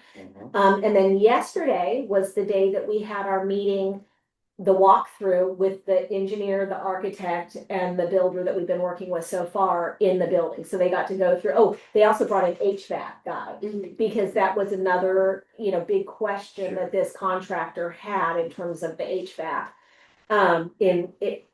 That would affect his ability to give us a price per square foot for the remodel. So anyway, we had that yesterday, and now that that's done, I anticipate getting something back from him in, the next 2 weeks, I would think, with that estimate for the price per square foot. So next steps, assuming the price is doable, the next step would be a sales agreement. So, right now we have this letter of intent or interest, whatever that was, but an actual sales agreement. And our lawyer said that they would draft that for us. And then we would enter into a new agreement with the architect. The one that we had, that we've already been in, that was just to do all of this initial stuff, to do the seismic report, the zoning report, all of that. So entering into an agreement with the architect, and then after that, the architect would draw up a full set of plans. And I anticipate that's where like the real money will start being spent, right? Like the architect's fees drawing up the plans. Because we still, even if we're in a sales agreement, there will be all kinds of contingencies we'll be able to get out. But once we have plans drawn up, we have to pay the architect. So that's right. So that will happen, and then once we have the full set of plans drawn out, then we'll go out to bid for contractors. And the architect, we talked with the lawyer about the idea of the architect being kind of like writing into the agreement with the architect, them being our, what do you call it? Project manager. Project manager, basically, and then they would help us with that bid process for the contractors. Anything else? Anything else from yesterday or next steps? No, she said that we need to work on getting an appraisal. That's right, we'll do an appraisal, yeah, and getting the terms locked in on the financing too. That would be another step. And then the other thing is that I didn't mention is, even though we're working on this angle with Eureka City Schools and that resolution, we also have decided to start moving forward on the rezoning piece if we have to do that way, because why wait until September to get started? That we'll lose months otherwise. And so one of the people, the person in the architect team who did the rezoning plan for us, or I don't know what that was called. The other, how there were the two reports, the seismic report and the other one, that report that was all about zoning. He's reaching out to the city again to schedule a meeting for us to figure out exactly what we need to do for rezoning. So that's it. Those are your updates. That's promising. Yeah, I was wondering Any about. questions for Sherry? I was wondering about the appraisal, because if I recall, Kelly, you said that the loan, the terms of the Yeah, loan. the cap. Yeah. The building has to appraise higher than the full. Yeah. Right. And the expectation is that's going to be the case? Yes, we'll find out for certain once we get plans from the architect and a price per square foot from the builder. From there, we'll take the plans and give them to, basically, we would have to The go to the financing. bank. And we'll have to have an actual appraisal of the building. And I don't know if you remember this, but the bank was super helpful with. And this is Redwood Capital. Yeah, they were Oh, yes. super helpful with giving us tips on ways to have the plans drawn up that would help with the appraisal. Remember, commercial real estate, the appraisal is based on like what you could get for rent. So having kind of segments in the building that could rent as distinct entities, distinct businesses is helpful. Because then it's like, okay, you get rent for this part, rent for this one, rent for this one. And so you might remember when you toured the building, the wall that's between those two, like Mhm. that's already a done deal. Mhm. That's already two different. And so there's ways to even do it within. So anyway, that's something that we'll discuss with the architect, when we get closer to that.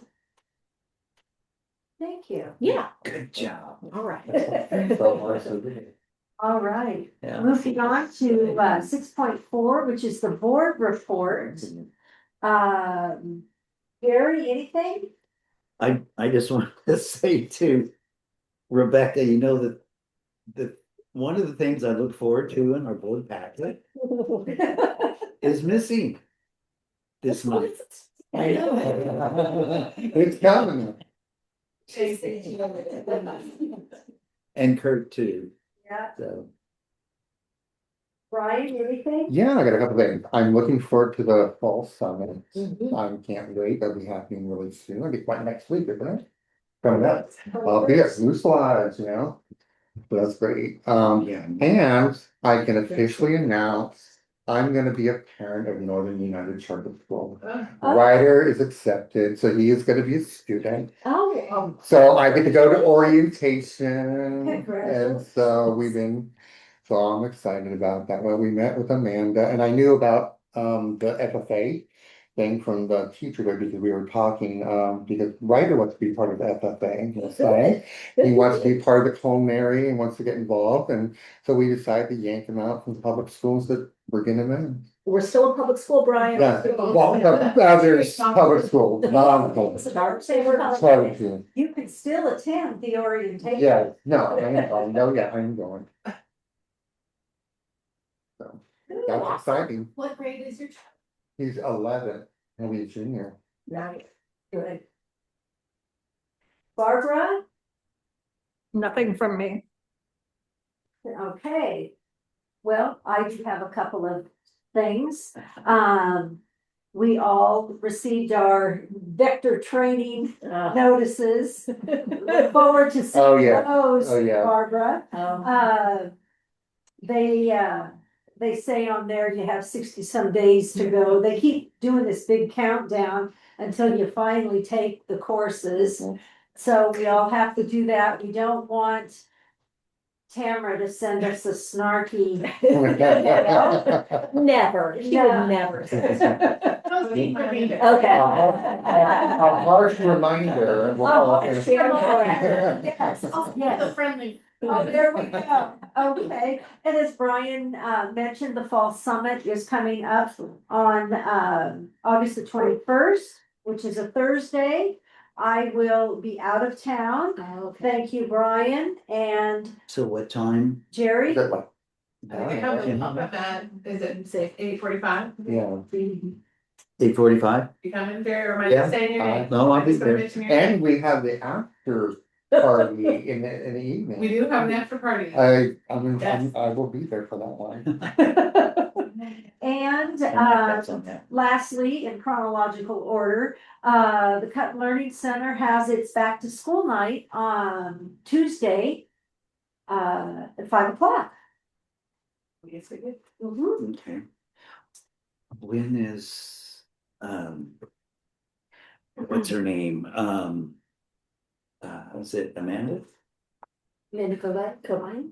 But Yeah, that- at ELC or Amanda that's our registrar. We got two Amandas Oh, at ELC. ALC that sends out the Uh-huh. Yeah, newsletter every Sunday. Yeah.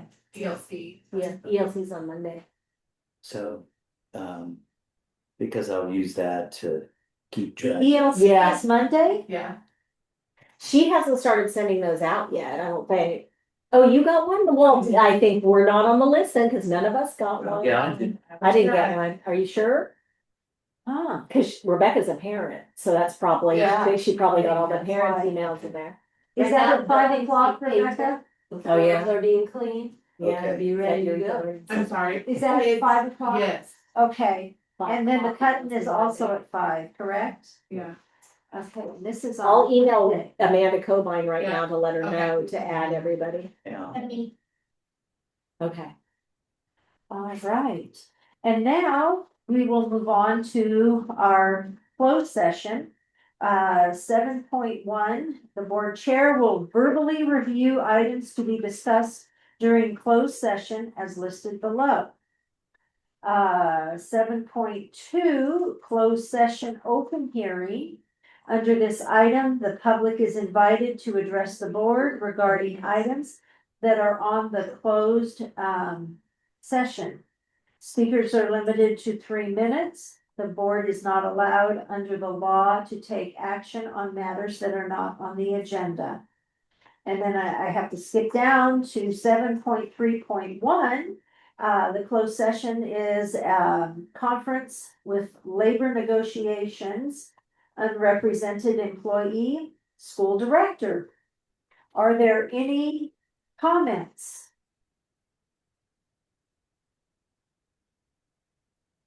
No comment? Okay, so at this time. Come here, what time is it here? 6:01. We will go into closed session, and I'd like to thank our guests for coming and hanging in there. Thank you for having us. I'm gonna pause. Thank you. Okay, we're ready. We're ready. All right. Okay. I will reconvene in open session at 6:37. At 8.1, action taken during closed session, there was no action taken. Moving on to number 9, our next board meeting. Our next board meeting will be October 9th. No, September. Oh, September. Oh, gosh. Oh, Skip a month. Oh, God. Time's moving too fast as it is. Feels like Okay. October. It's September 10th. September 10th. And possible agenda items. We have bringing back the goals with adding something about the facility in there. Having something in there about board member removal. And then I had listed board self-evaluation, like some of the notes that you guys discussed, but I don't know if you really did you want me to bring this back as a discussion? The board self-evaluation? Oh, no, we decided to talk about it in October. In October. Okay, so that will not be next month. Uh-huh. Okay. Should we have, because I had Oh, mentioned it, yes, the updates of the building too. right, is that, You should know something like that. do you see anything that potentially would necessitate a closed session? Only, if we do, I'll make it a closed session, but Okay. I just don't think that we would be at the point where we would be negotiating the cost of the building at that point. Okay. Not I in just one throw month. that out, just in Yeah. case it Maybe comes up. October's meeting. Maybe. And you But I'll have- definitely have an update in my report. Okay. Uh-huh. And the other thing I have down is, September is when we review members' terms. Okay. Thank you. Thank you for saying that. Cause I would have forgotten. Because we know they end in December, so September gives us time to ask if people are gonna be continuing and all that. Thank you. So we got people that ending. Correct. Okay, I don't I know. know my thing. I could tell you when everybody's, wait till next month. when we Uh, Yeah. review it. I apologize that, I've done it before, but I didn't do it tonight with the onboarding, when I mentioned the current members and when their term expires. That's right. Yeah, you touched on the staggering terms. Yeah. Right, that's all. That is a link. That's a link in the They will board show, member. right, It shows with the whenever. members and then when their term expires. Okay. That's all that I see there. Are we going to need to do a vendor update? Yes, thank you. I said that in my email to you guys, the Oh, vendor right. policy. So I don't, it's interesting because as I said in my background information, you know, this has been like this ongoing kind of, we've been working toward this. And so you may remember last year, we updated the policy to say only one vendor allowed per person, like we've been kind of working toward this.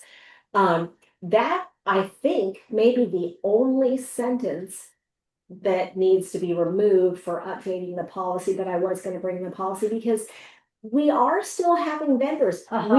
We're contracting with them to come in and teach piano or Yeah. music, you know, or whatever. And then in light of the public comment, there's a couple references made to the language on our website. Yeah, And then, of course, part of all of that was the, from their perspective, a downsizing of offerings. I don't know what, I don't have enough information No, to, be able to enter into a discussion with them. Yeah. If someone came, this is, you know, like if the phrase is, confront me at the fair.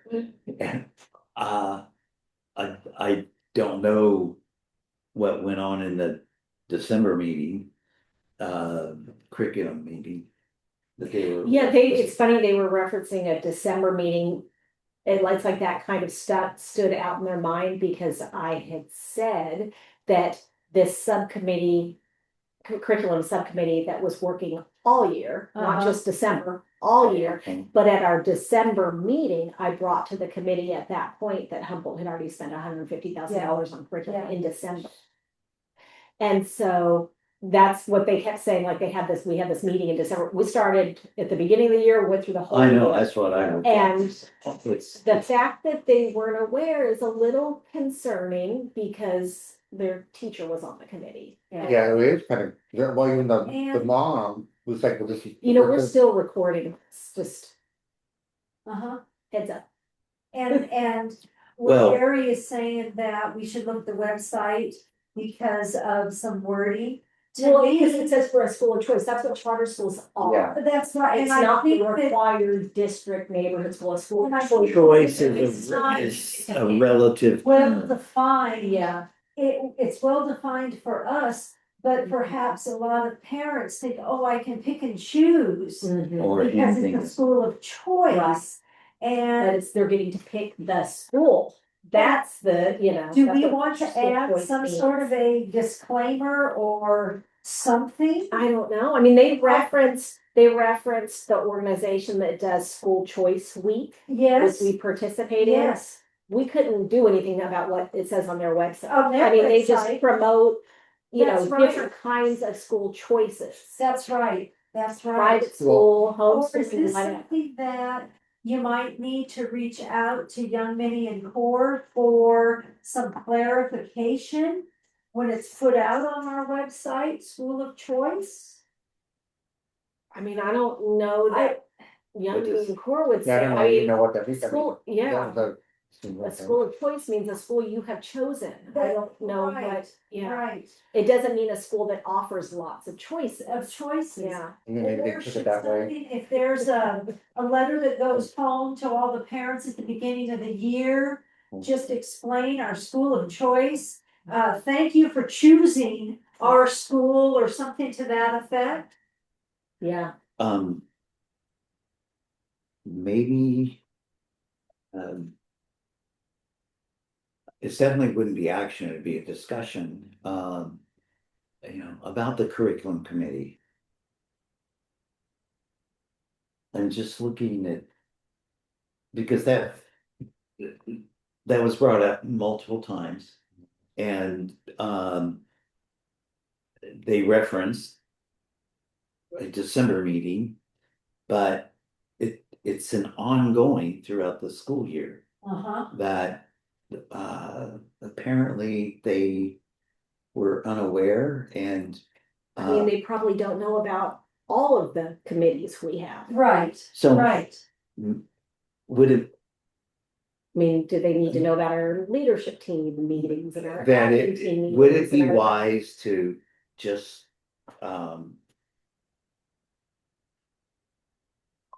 have a presentation, a discussion of, the different committees that operate throughout the school year and how the information from that in those committees It's disseminated. does get disseminated, so I know from experience how those things work, but Brian may not, Barbara may not, certainly some of the parents don't know, but it goes from the committee to the teacher and then the teacher to the student. And then the parents get involved in there. We all know that many times those communications don't get Right. overlooked. Yeah. Or should it be something that is put on the website, committees that we currently have? Or In order explanation. to provide top-notch education to your students are da. I mean, we could try any of that. Well, you can let them know in advance. We had a website. You can let them know. in Right. You know, advance but on the first- it doesn't mean that we can't still. This is- I know. See our website. I mean, that's Where- just so, Yeah. I know, Sherry. I know. It's so I classic. felt out. You know, we know this. do all this work and Something put all this time and Yeah. effort I into didn't it know. and expense Yeah, and for what? uh-huh. I mean, just look at the SARC. Oh, gosh. Yeah. That's on the website. Are they looking at it? Nobody's looking at it. Nobody looks at the song. No. I don't even So- think the staff looks at. So that's songs. that's something good for our own evaluation, like how our communication, if we, when communications are they going out effectively? I know with different schools, sometimes we don't get communicated and it drives my wife crazy, and so that's something to look at, like, are we communicating well enough, making sure that we're covering everything, And we can only. I know we're go not so perfect, far. that's true. That's true. That's true, But- but there's always room for improvement. That's true. But we could. I mean, if we use the meeting to reiterate committees this and how the parent square and all that, all the information gets disseminated, then if an issue comes up again, we can say that we can refer back to that meeting.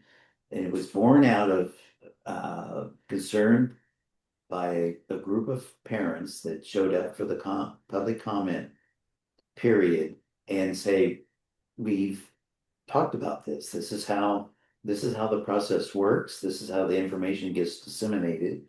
While there may be reference to one particular meeting of a committee, those committees meet continuously throughout the school year. And this information goes to, I'm just CYA, Mhm. so to speak. Yeah, go ahead, Barbara, sorry. Do both the board meetings and other committee meetings, are those included on the school calendar? They're not on the school calendar. The school calendar doesn't have anything other than just the dates. There's no Right. meetings or anything. There's no events. There's nothing on the school calendar except for like days were closed or, holidays, that kind of thing. Uh-huh. It's just. a So you don't calendar. use the But- calendar for like events, like games and, No, not the school calendar. The school calendar just, but each like individual learning center may put out like a monthly newsletter that has all the things. The school puts out a monthly newsletter that has dates of all the events, including every board meeting. Right. All the board meetings are posted on our website as well as every learning center. But the Right. school itself is truly just, here's the first day of school, here's the last day of school, these are the holidays. these are the holidays. Well, yeah, There's no, like, nothing written on there or anything. Okay. And- So- And Barbara, Do you Yeah. use any kind of text alert system with parents that they can opt into?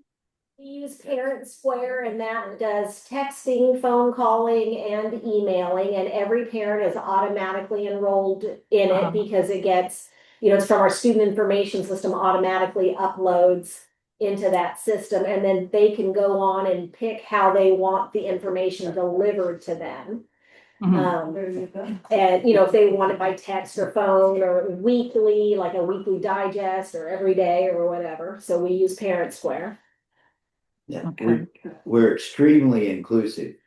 Yeah, I mean, my kids are too old for me to have dealt with that, but I used to hear my coworkers talk Yeah. about it. In fact, we get more complaints than positives about it because Oh, people say, great.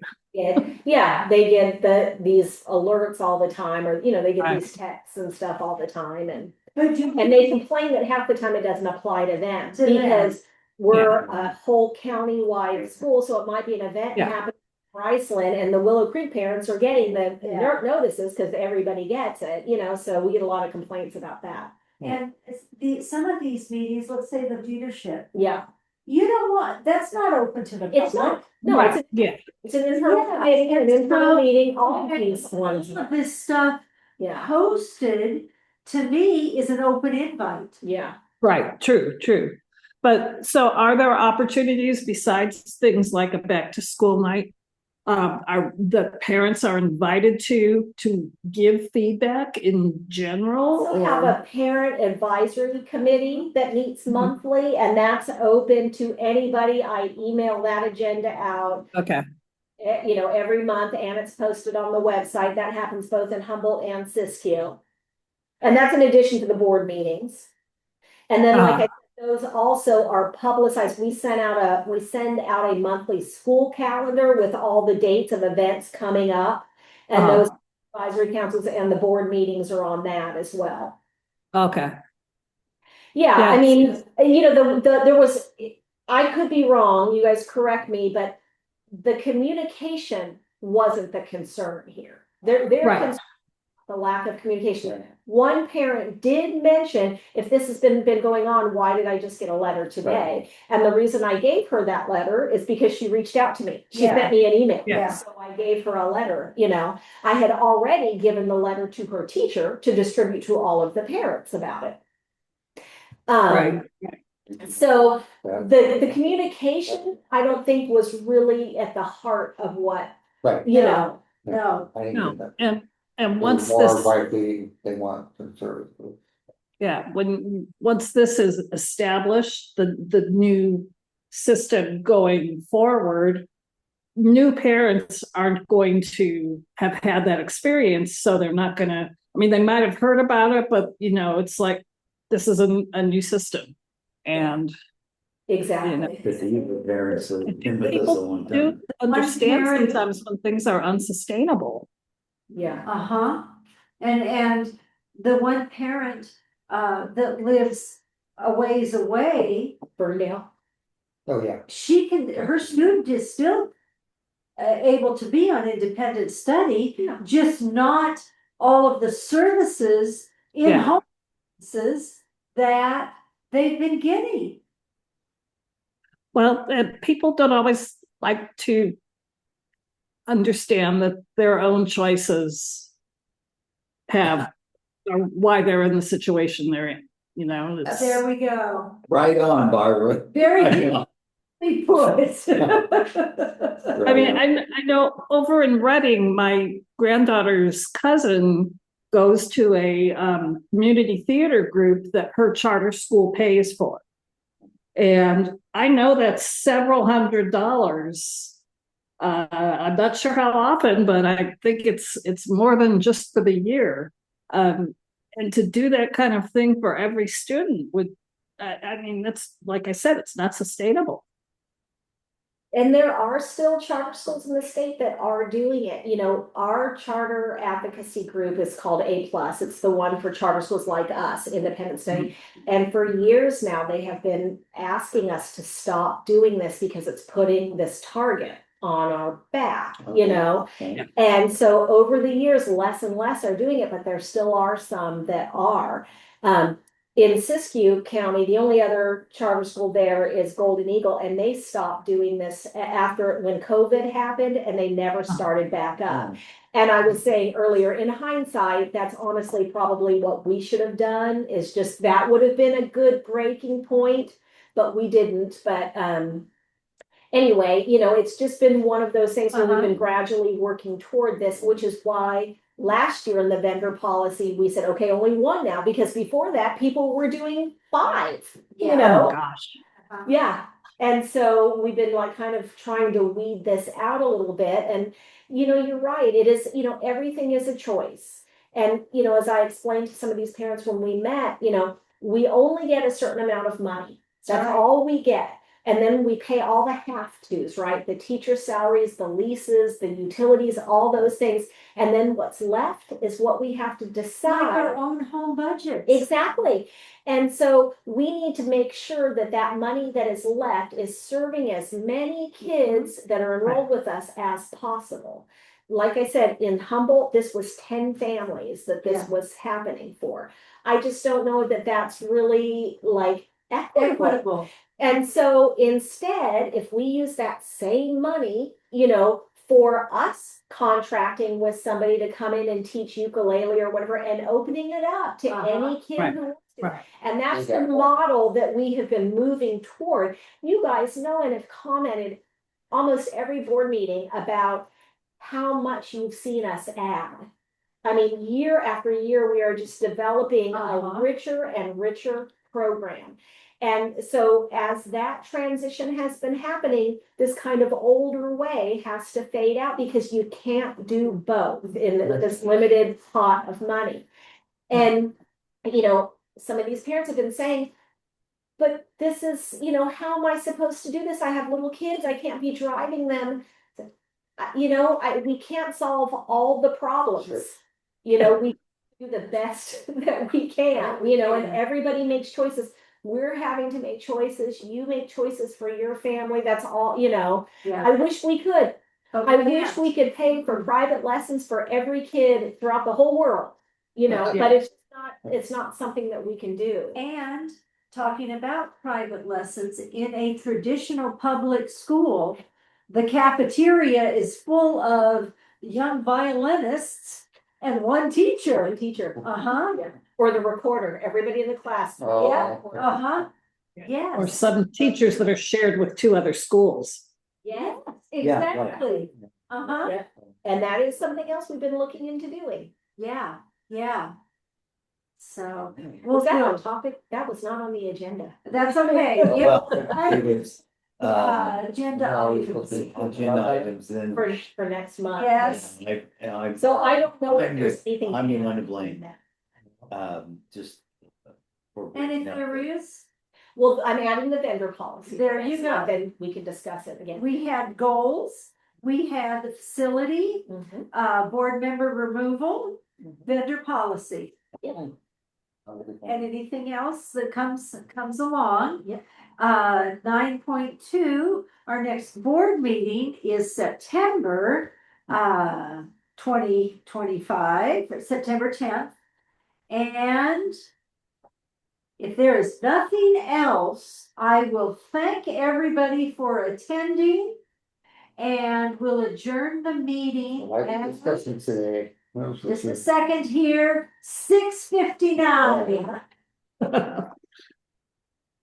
Perfect.